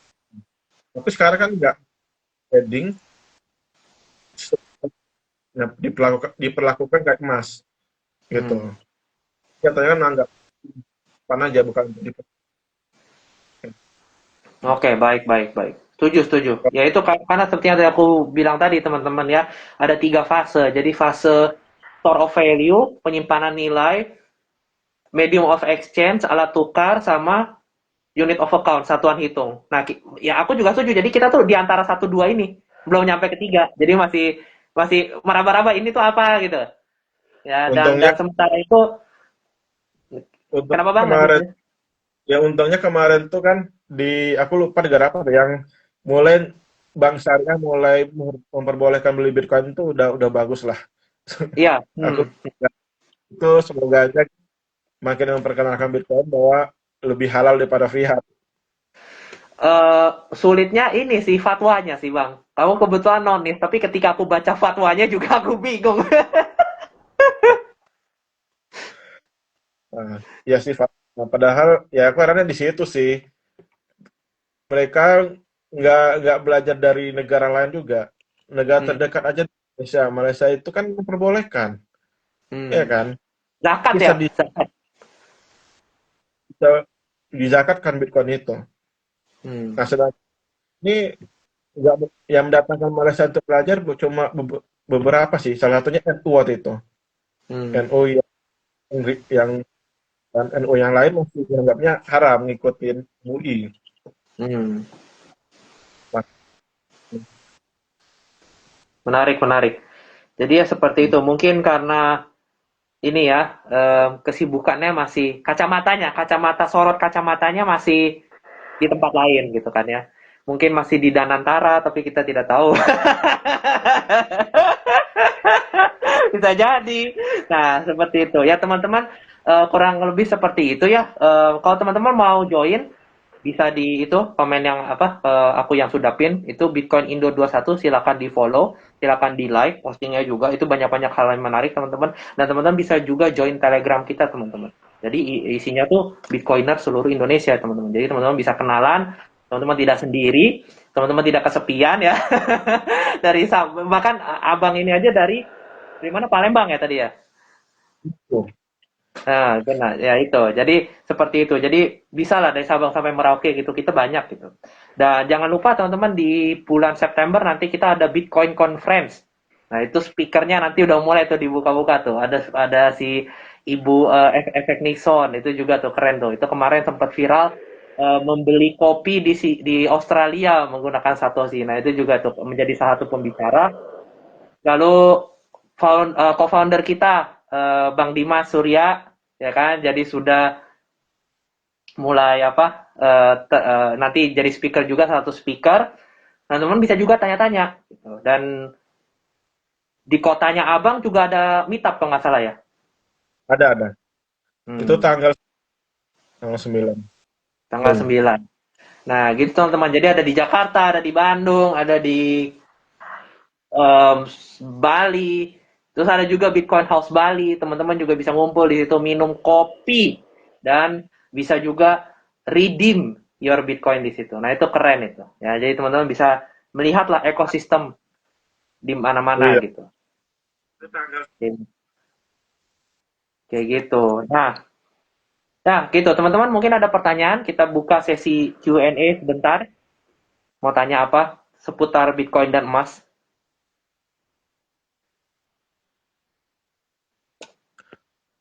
Paling Nah, tadi nanya-nanya malah nanya daerah itu. iya, sini-sini kami. Nah, tuh. Nah, jadi kayak gitu. Lumayan banyak sih yang hadir, luar biasa sih. Aku seneng sih, meskipun belum banyak. Gitu. Terima kasih loh teman-teman ya. Aku bersyukur loh. Maksudnya aku juga awal-awal ini nanti aku spoiler dikit, nanti kita akan podcast lagi di YouTube. Nanti ada segera ya. Ditunggu aja. Jadi intinya aku tuh memiliki semangat, memiliki tujuan untuk bisa ngobrol lah dengan sama Bitcoiner. Gak hanya dari Indonesia ya, teman-teman. Gak hanya di Indonesia. Aku lagi cari cara untuk bisa ngobrol sama Bitcoiner dari Prancis. Jadi tunggu aja. Ya, jadi aku tuh rencana mau mewawancarai lah, tanya-tanya, sharing seperti ini bentuknya. Jadi kita bisa saling belajar gitu. Jadi tidak, karena menurut aku media sosial atau media berita itu kadang-kadang scam. Kadang-kadang memberikan realita yang kurang kurang kurang cocok lah, kurang kurang transparan. Jadi aku lebih mau ngobrol langsung, pendekatan langsung, ketemu orangnya gitu, tanya ini gimana gimana gimana gitu. Menurut pandangan kamu gimana? Itu lebih bagus untuk pembelajaran menurut aku. Diskusi. Ya, Nah, seperti itu.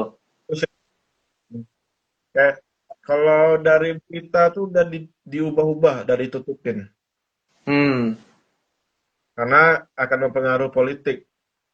Hmm. Itu mereka pemerintah waspada kan di situ. Sama kayak kemarin wacana regulasi Hmm. influencer tentang kripto mau sertifikat yang apa saja Ya, tuh sertifikat. ya, ya, makanya. Jadi seperti itulah. Jadi banyak kabut lah dan aku juga sangat menyayangkan kemarin itu ada tuh salah satu Bitcoiner dari Tangerang apa Jawa Barat aku lupa. Itu dia membagikan link eh dari salah satu media TV. em, Hmm. Intinya dia punya cabang dari luar negeri sebenarnya, tapi dia juga memberitakan di Indonesia gitu. Cukup Hmm. terkenal, aku nggak mau sebut, tapi cukup terkenal ya. Terus dia memberitakan tentang Bitcoin City-nya El Salvador. Terus di Hmm. situ dia sebutkan bahwa Bitcoin dia upload baru nggak nyampe 24 jam yang lalu. Dia baru upload video itu. Terus aku cross check, terus dia lihat dia menyatakan bahwa El Salvador punya Bitcoin sekitar 2.000. Hmm. Sementara pada saat aku cek di Arkham Intelligence di mempool Space, ini mah udah 6.000. Kan El Salvador beli setiap hari satu. Belum lagi dia nambang. Gimana masih 2.000? Jadi kayak berita itu kok sampai ke Indonesia kok telat gitu. Aku di Eropa aku lihat berita di Eropa kok nyampe Indonesia tuh baru seminggu 2 minggu kemudian. Kok nggak seaktual itu gitu loh. Berarti ini sih pasti ada kayak film tuh ada lembaga sensornya tuh. Iya, itu disensor. Tapi itu yang sensor itu dia nggak sensor. Gimana sih? Gimana sih? Ih, negara kan sosial media ya jadinya tuh, negara-negara otoriter. Contohnya korut lah, bandnya sosial media Cina pun kan nge-ban sosial media juga tuh, sosial media dari Amerika. Karena kan Hmm, ngindari penipuan berita kayak gini. iya, iya. Nah itu, oh ya, ngomong-ngomong Korea Utara, gimana pandangan abang Kim Jong Un mencuri shitcoin lalu diubah ke Bitcoin? Nah itu gimana pandangan abang itu? Dari situ udah kelihatan, berarti Bitcoin paling dipercaya. Hmm, Dia nyuri shitcoin, ujung-ujungnya ke Bitcoin kan. Artinya kan emang Bitcoin paling dipercaya. Itu ya, kan dia di shitcoin tadi kan jualnya nggak mandang harga lagi kan. Yang penting lah segera jadiin Bitcoin. ya, betul. Iya, iya, dia nggak mikir gitu kan, langsung aja ubah gitu ya, hebat sih. Benar, benar, benar, benar. Dia nggak mikir-mikir Aku harganya benar. aku Ya, yakin. kan Korea sebenarnya jangan-jangan tuh diam-diam emang udah beli Bitcoin, cuma ada nggak bilang-bilang aja. Iya, dia pakai wallet wallet lain gitu misalkan. Iya bener. Dia nggak mengaku itu punya Korea misalkan. Enggak. Bener, setuju sih, setuju. Kayak ya aku juga bilang gitu ke teman bilang jangan kira loh, misalkan tukang bakso atau tetangga kita, ini jangan-jangan dia punya Bitcoin, kita aja nggak tahu, dia aja nggak ngaku gitu. Karena Kita nggak tahu loh. kayak tarif perang dagang nih Korea Utara kena tarif nggak sama Amerika? Tidak, tidak. Yang nggak kena itu Korea Utara sama Rusia. Karena Oh, mereka udah cuma kena Cina. sanksi. Karena mereka udah kena sanksi, udah diblokir duluan. Iya, ya. Nah, Nah, nyatanya mereka aman-aman aja kan? Korea Utara nggak ribut kan? eh, Berarti kan, iya, karena ya oke lah, karena kontrol orang banyak argumen. Tapi yang paling menarik, fascinating dari mereka itu Rusia, Tiongkok, dan Korea Utara itu mereka bypassnya. Mereka kan nggak bisa pakai Mastercard, mereka nggak bisa pakai Visa. Tapi mereka pakai kripto, pakai Bitcoin iya, loh, untuk belokin itu loh. Hebat loh. makanya mereka tenang-tenang aja, nggak ada masalah mereka. Aku tuh Hmm. aku tuh mikir kalau aku liatin mempool.space kan ada tuh section yang bentuknya kilat, itu yang Lightning Network. Aku tuh mikir, ada nggak ya Lightning Network deket-deket situ? Ke Rusia kan gede nih. Ya, misalkan Korea Utara mau pakai akan aku punya tesis, aku punya anggapan nih, agak nebak-nebak nih ya, maaf nih agak nebak-nebak. Takutnya Korea Utara itu orang-orang elit dan kayanya udah make sistem tertutupnya perekonomian Bitcoin, apa Hmm. sirkular ekonomi Bitcoin. Cuman kitanya aja nggak Iya, tahu. Terus dia iya, memanfaatkan networknya tetangga, bisa aja begitu. iya. Yang dilihat negara komunis nih, mereka pandai nutupin. Kayak Hmm. Cina aja kan sama nih. Mulai kan setelah Sputnik masuk kan, Cina tuh kayak mana isinya, ya kan? Bu- Bukan hanya itu, teman-teman mereka kan udah khusus mereka sendiri. Hmm. Enggak, bukan untuk umum, hanya untuk negara mereka aja. Nah, bisa jadi emang yang dibilang tadi, diam-diam udah pakai. Iya. Diam-diam udah pakai ya. Itu menarik, menarik, menarik. Kamu yang mau ngasih jual ke luar tuh cuma Cina kan? Negara lain Iya. kan enggak, untuk mereka aja. Hmm. Ya, ya bahkan kan mau Cina itu misalkan dia bilang oh kita ban mining gitu atau kita kurang bersahabat dengan Bitcoin gitu. Tapi faktanya di on-chain-nya itu kan kelihatan yang waktu itu pada saat ke masa Tiongkok itu pernah nge-ban mining, hash Iya, rate iya, turun, tetapi iya. secara on-chain dan data masih ada titik di mana di Tiongkok itu di negara-negara Tiongkok itu masih nyala. Masih nyala, maksudnya hashtagnya masih berdetak gitu, masih melaju gitu. Jadi mereka mau band begitu, lu sendiri aja masih make kok gitu. Jadi udah ayolah gitu loh. Kita jujuran aja, nggak usah lah malu-malu gitu. Gitu. Kayak gitu sih. Ya teman-teman kalau ada pertanyaan silahkan teman-teman sebelum kita em, masuk ke seksi penutup. Nah, teman-teman kalau ada pertanyaan seputar Bitcoin dan emas itu bisa kita coba diskusikan bareng-bareng teman-teman gitu. Teman-teman jangan Ah, lupa ya follow Bitcoin Indonesia 21 dan Bitcoin House Bali. Terus join iya, Telegram kita. Itu dukungan yang luar biasa teman-teman. Ya, gratis, semua gratis. Kita nggak pakai 21 juta apaan itu. Gratis teman-teman. Cuma iya. modal pulsa atau wifi. Gitu teman-teman. Ini soal inflasi ya. Aku kemarin kan isi bensin ya. Isi bensin sekarang untuk motor aja full udah tambah 40.000 pertama. Itu aku Iya, kaget juga. iya, Ah, iya. Dan itu. aku merasa ini tuh masalah internasional. Jadi bukan hanya masalah di Indonesia kan orang-orang bilang, oh inflasi itu hanya oh karena kita rupiah gini, karena pemerintahnya gini gitu kan. Jadi enggak juga, ini masalah internasional dan ini masalah di mana-mana dan aku ketemu kayak kemarin kan pasca ya. Nah, kemarin pasca lalu kelihatan itu coklat. Harga coklat itu Hmm, naik, di Eropa tuh naik. Bayangin hmm. Nah, Eropa kan produksi coklat banyak, maksudnya supply-nya Iya. banyak, tapi tetap naik harganya. Kepikir nggak tuh? Dan harga es krim pun naik. Jadi ini semuanya naik gitu loh. Jadi parah gitu loh. Ya Hmm. parah gitu. Jadi ini masalahnya adalah masalah fundamental. Aku lagi nonton video, teman-teman bisa cek video Joe Bryan mengenai Bitcoin. Jadi video Joe Bryan dia punya satu podcast, satu video dia buat sendiri. Video yang dia buat sendiri itu ada judulnya Demystifying Bitcoin. Jadi dia menjelaskan Bitcoin dari segi dasarnya, dari sisi mengapa Bitcoin itu uang. Lalu dia menjelaskan ketika suatu peradaban mengadopsi Bitcoin. Jadi dia melakukan simulasi kayak kayak thinking simulation gitu. Itu bagus tuh. Teman-teman silakan cek. Jadi ya itu dia menganggap bahwa ini tuh masalah global, ini masalah umat manusia gitu, bukan masalah oh negara A, negara B karena pemerintahnya begini, enggak gitu loh. Ini karena uang kita yang rusak gitu. Udah nggak, kalau kalau co-founder kita bilang eh, baterai kita bocor, kita mau save up itu baterainya bocor gitu loh. Kayak gitu. Kan cara fiat, masalah fiatnya juga nih, Amerika sibuk ngata-ngata Indonesia sekarang jadinya. Ya kan? Iya, Gara-gara perang dagang nih, Amerika sibuk berusaha ngatur Indonesia lagi. Mau kembali lagi, hitungannya bisa dianggap mau kembali ke zaman penjajahan lagi gitu. iya. Dan yang aku herannya mereka itu oke lah, anggaplah kita surplus. Aku tuh berpikir kan dia kan US dollar, kan ada tuh suatu trilema di ekonomi.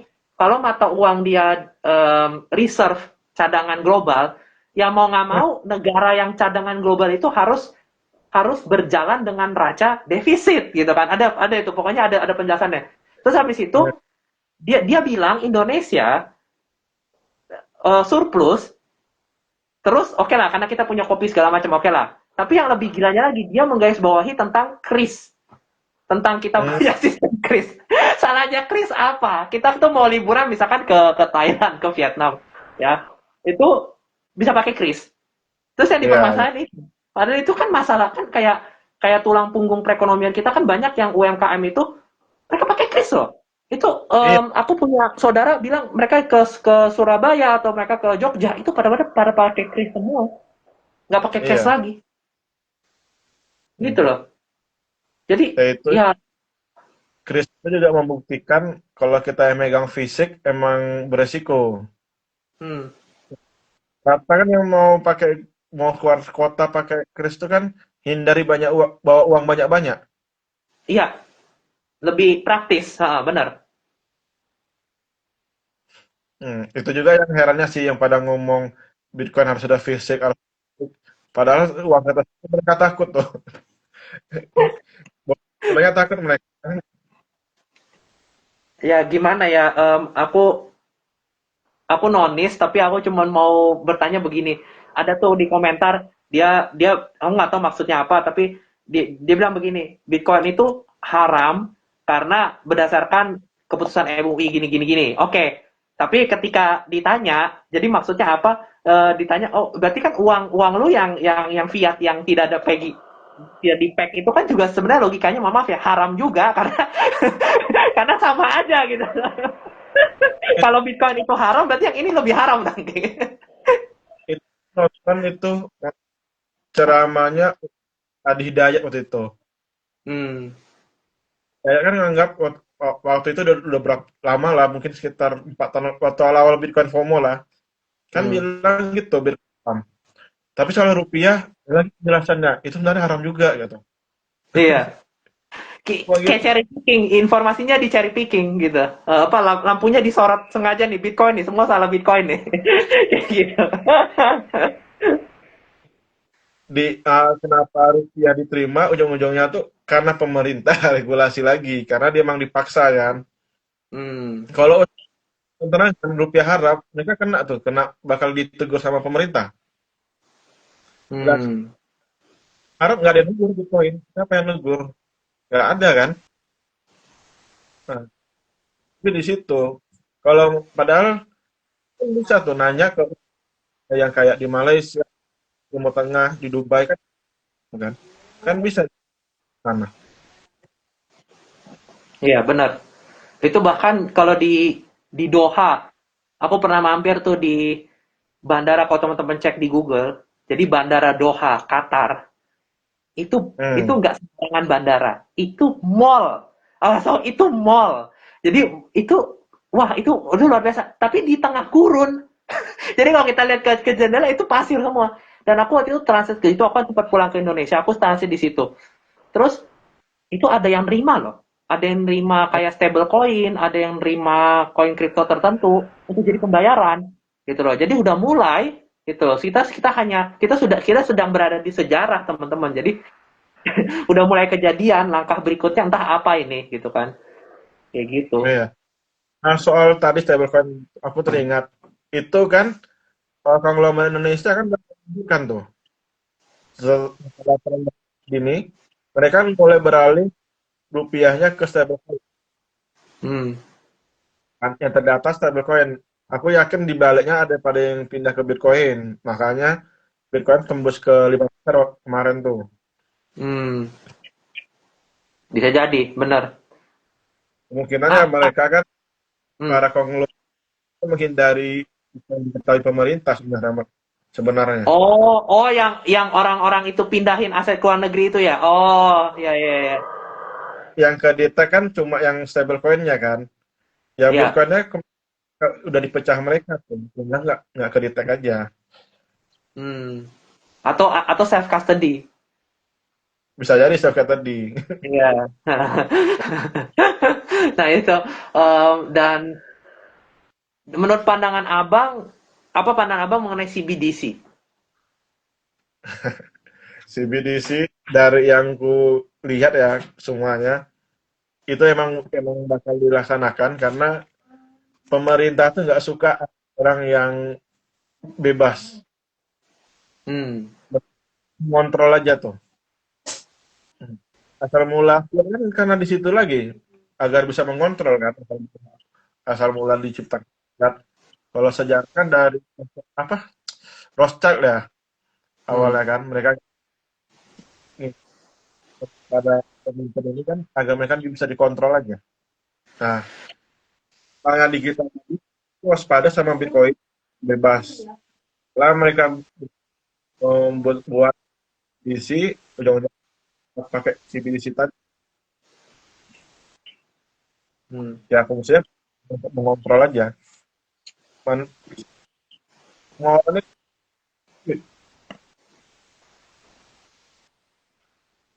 semua orang yang punya duit punya kuasa. Oh, kalau kita jadi di negara kalau pandangannya itu tujuannya emang mengontrol aja. Hmm. Ya itu sih yang aku juga khawatir karena di Eropa itu kan bentar lagi dia punya digital euro. Jadi aku berpikir gitu, bahkan isunya tuh misalkan dia pengen dia kan sangat ketat dengan kelingkungan.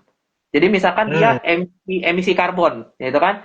Jadi setiap nanti manusia atau mungkin warga Eropa nggak tahu lah, isunya begini. Jadi ada partai oposisi. Kalau di Jerman tuh ada partai oposisi. Aku sebutnya partai biru lah. Aku sebutnya partai biru. Aku nggak mau sebut nama. Jadi partai biru ini melakukan kritik kepada pemerintah yang sekarang kan Jerman punya kanselir baru. Dia bilang gini, kalau CBDC diterapkan, terus hubungannya ke karbon, nanti malah malah mengacu ke karbon itu misalkan misalkan seseorang warga Eropa tuh punya jatah karbon sekian. Nah, hmm, terus habis itu jatah karbon sekian ini nggak kalau udah melewati batasnya malah hmm, nggak boleh belanja daging, hmm. nggak boleh belanja daging. Ah, gimana orang bisa ngatur untuk tidak belanja daging lagi? Itu pakai digital euro. Jadi kalau dia melanggar itu, dia bisa diblok itu dia punya transaksi. Isunya gitu, isunya. Ya tapi kita nggak tahu. Itu masih rumor guys. Cuman aku dengarnya begitu. Ini Ya kayak kenapa gitu ini? eh, pernah diaplikasikan sih itu sebenarnya di zaman sekarang pun. Ya Ini diaplikasi hal kita narik uang kan dibatasin kan. Contoh yang kejadian heboh tuh aku lupa tadi Irak tadi Turki yang rakyatnya ngerampok bank sendiri. Hmm. Itu apa Ya, benar. kejadian tuh yang kadang ngerampok bank sendiri. Kan di negara masalah uangnya dikontrol tadi, nggak boleh ditarik kan. Nah, CBDC upgrade dari itu berarti. Yang kalau uangnya dibatasin, sekarang kita mengeluarkan uangnya pun dibatasin. Iya, Nah, ya spending dibatin. Dan bahkan kan sosial kredit tuh, sosial kredit di Tiongkok, aku juga pendalam dikit dari Bitcoiner tim Surabaya dan dia bilang untuk beli properti, untuk beli rumah itu nah, harus punya KKM, maksudnya minimal sosial kreditnya berapa? Bayangin iya, tuh. iya. Itu gila sih. Itu gila banget loh. Jadi kalau misalkan anggaplah sosial kredit mesti 1.000 misalkan KKM-nya 1.000. Jadi lu udah kontribusi ke masyarakat, lu nggak pernah melanggar lalu lintas segala macam, lu baiklah lu membuang sampah di tempat kayak gitu kan pakai sosial kredit. Tetapi itu udah dapat 1.000 baru bisa beli rumah. Jadi Hmm. wow sih. Wow sih, sistemnya tuh bisa seperti itu. Ya, jadi Dia luar biasa. yang di Tiongkok tuh bukan untuk beli rumah aja, nyari kerja pun mereka dari situ juga, dilihat dari situ. Iya, iya, Nah, heeh. Itu aduh. Jadi bayangin teman-teman ya, kalau di Indonesia harus berpenampilan baik, oh kalian belum mengenal sosial kredit berarti. di Indonesia yang masuk sekarang BI checking sih. Jadi mau beli rumah harus bagus dulu tuh. Hmm, Rumah itu. kasih korbannya Meikarta. Korban Iya, iya. rumah karena BI checkingnya dianggap jelek. Hmm, Jadi mereka biar rumah yang dibeli di Meikarta tuh nggak pernah ada. iya, parah sih. Parah, Ya, parah, parah. Itu juga dia kan ada sangkut pautnya sama kredit ya, sama kreditor ya. Jadi iya, kasihan, kasihan, kasihan. Dan itu juga, nah itu juga kalau ngomongin sosial kredit, kita juga bicara dengan kredit score. Jadi aku juga mendalami dulu belajar tentang perbankan. Kalau orang mau minjem uang harus punya ke kredit score yang baik lah. Jadi bank bisa percaya, oh nih orang ini bayar apa utang tepat waktu, tidak pernah bangkrut atau apa. Jadi ada credit score. Nah, ketika credit score yang itu kayak masalah Mekata itu, ketika dia bermasalah dengan si ini dan dia tidak bisa melunasi cicilannya itu, nanti kena di credit score dia di masa depan dia bisa di blacklist kan dari bank. Dia bilang oh ini orang nih nggak bisa dipercaya lagi. Itu permasalahan seperti itu sebenarnya Bitcoin solusinya karena Bitcoin iya. nggak melihat itu gitu, nggak melihat itu dan tidak dihutangkan juga gitu loh. Gitu, nggak ada riba juga gitu lah. Gitu, nggak bermain di situ. Gitu. Itu yang dipakai oleh wanita Afghanistan. Hmm. Ya, Itu kan wanita tuh nggak bisa megang duit, harus laki-laki. ya, ya, Nah, berarti. Hmm. ya. Jadi ada orang-orang yang unbank, kita sebutnya unbank, tidak bisa masuk ke akses perbankan. Tidak Iya. ada akses perekonomian. Itu sih. Makanya Soalnya ada tuh, saudara-saudara kita, makanya saudara ya, kita di Afrika itu banyak menggunakan stablecoin, banyak menggunakan kripto, yaitu. karena itu kan. Hmm. Soalnya ada tuh aku pernah baca udah lama sih di daerah-daerah yang bangkrut tuh malahan mereka jatuhnya nyari duit, udah nggak berharap pemerintah, nggak di negara nggak bisa dipakai untuk nyari duit karena emang bangkrut. Waktu itu belum Bitcoin mungkin belum booming ya. Jadi mereka nih rakyatnya nyari duit dengan jadi jasa main game. Jadi Oh. Hmm. keluar bentuk koin tadi. Nah, koin inilah yang biasa bisa dicairkan jadi duit. Ada tuh aku lupa negara apa. Waktu itu Bitcoin masih belum FOMO kayak sekarang. Mungkin sekarang udah beralih ke situ tuh seharusnya tuh. Beralih ke jadinya. Karena cuma itu di negara yang sulit nyari duit tetap bisa dapat duit dengan orang luar yang punya stablecoin yang sama gitu kan. Iya, Sehingga itu emang penolong sekali itu. iya, benar. Oke, Tapi teman-teman ada kayak ada pertanyaan mungkin yang kita mau bahas? Mungkin ada yang penasaran gitu. Hmm. Jangan tanya punya pacar belum? Nggak punya. Ya, jadi nggak usah tanya itu. Tanya yang lain gitu. Tanya Bitcoin apa kayak tanyain Bitcoin Indonesia mungkin. Apa itu Bitcoin Indonesia atau Bitcoin House Bali, Bitcoin Conference gitu. Abang datang nggak nanti ke conference, Bang? Kalau aku nggak bisa datang itu pas istriku lahiran. Waduh, wah, bentar lagi kok lahir ya. Oke, oke, hebat, hebat. Kalau gitu, kita doakan ya, semoga anaknya sehat. Nah, Nah, dan soalnya dan kalau tambah berkah. diri Nah. diriku jadi pengen ikut. Sedang Iya, oh, iya, iya. susah di sananya nanti kan. Iya, Jadi benar, benar. waktu Ya. Jadi kayak gitu ya teman-teman ya. Join Bitcoin Indo 21 di Telegramnya dan follow IG-nya. Kita juga aktif banget, ya kan? Nih, Bitcoin Indo 21 nih. Kemarin aneh mau daftar gym langsung ditawarin cicilan, langsung aneh bilang sorry nggak mau riba. Wah, ya ya ya ya. Jadi seperti itu ya. Ya sekarang gitu ya, karena itu perlu mungkin mungkin mungkin topik terakhir kali ini, Bang. Sekarang itu zaman sekarang itu kepemilikan itu bukan hmm, suatu hal yang kita miliki full. Kayak contoh aku mau langganan, aku mau nonton drama misalkan. Aku tuh iya ya. kayak membership, jadi bayar per bulan gitu. Tapi itu bukan milik kita gitu loh. Tuh, jadi gimana tuh menurut Abang tuh? Oh, itu emang ya. Itu nggak cuma yang masalah gym tadi ya. Semua hal sekarang udah mulai pakai cicilan. Hmm. Itu dipaksa untuk jadi langganan seumur hidup. Iya, Pada kemarin nonton soal Netflix, soal semua yang bilang tadi, ternyata parah-parah.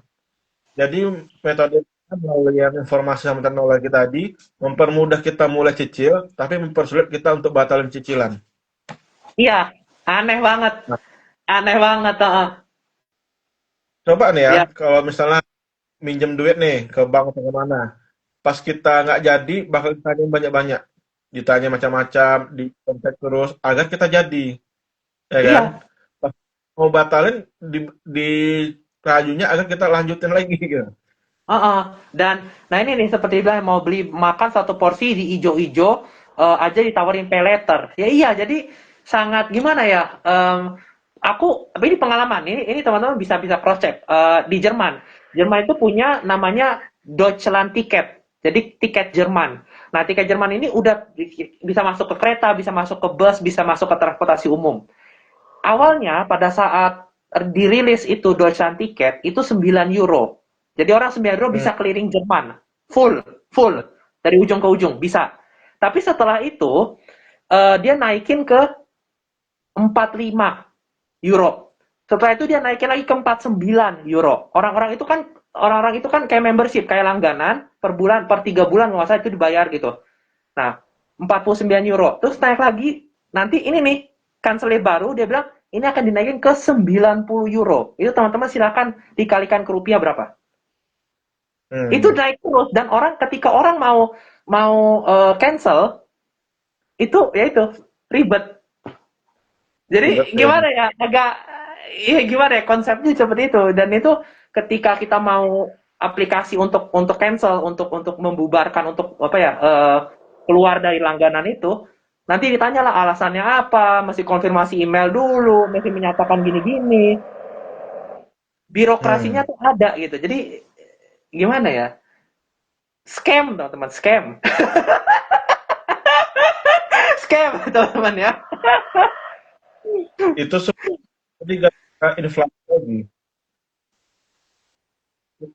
Karena Iya, inflasi tadi, orang yang semulanya sanggup beli cash harus menurunkan standar, padahal iya, sebagai kita nih nggak bisa nurunin standar loh. iya. Ya kan? Itu harus sesuai standar kita yang biasa. Ujungnya Hmm, akhirnya ya mereka nyicil. Gitu. kecil, benar. Kita juga Iya, iya. memang sederhana. Karena kalau kita Hmm, udah terbiasa standar tinggi, kita nggak akan bisa turun. hmm, Sepedeannya apapun kita udah terbiasa mau naik motor kita aman-aman aja kan. hmm. Akibatnya tadi kuat standar, Apalagi kita udah biasa handphone, orang-orang ngeliat kita kaya, padahal kita akhirnya sekarang udah bang, ujungnya nyicil. Dan Hmm. kan nyicil tuh cash. Iya. Makanya Bitcoin ini penolong kali. Kita bisa, aku ada kan eh, konten ternyata masalah mereka sanggup beli rumah. Beli rumah ujung-ujungnya kan mereka gara-gara akibat inflasi tadi, mereka dituntut KPR juga kan. Itu Hmm. ujung-ujungnya mereka bahkan sampai cerai untuk KPR-nya tuh. Iya, iya karena gono gini itu. Iya benar, karena asetnya dibeli di dalam pernikahan, iya.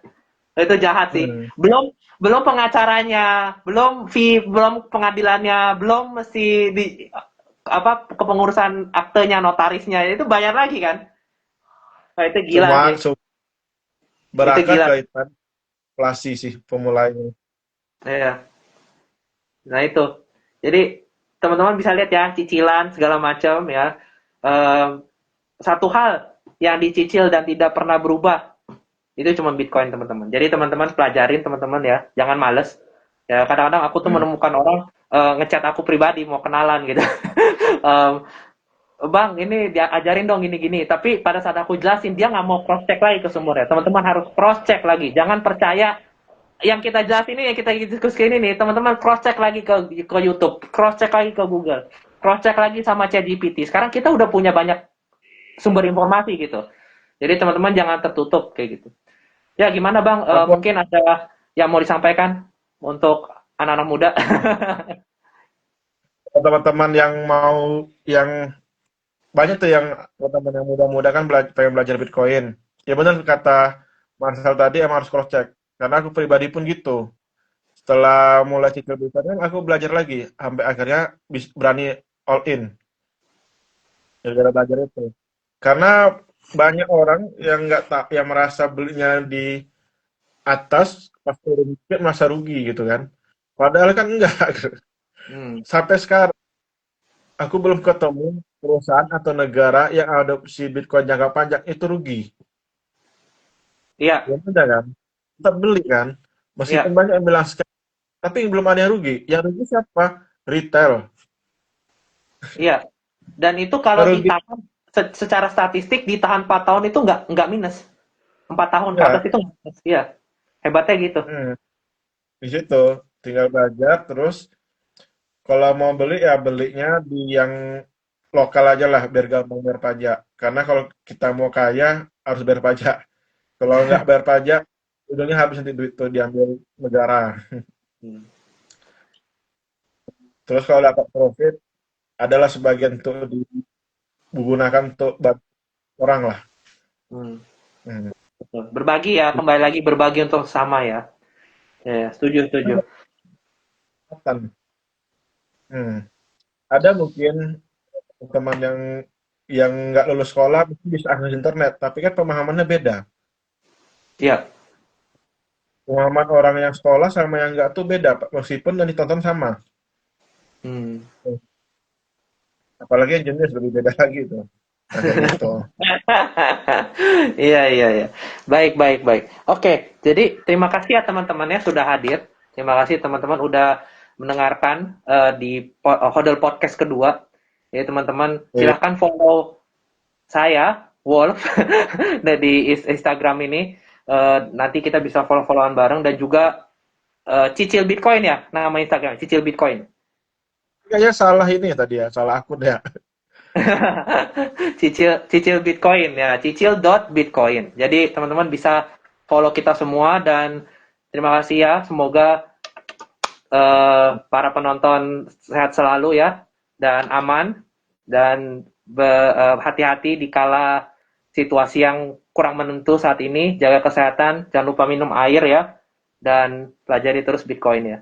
Ya, terima kasih semua Ya. lah ya. Oke. Bye.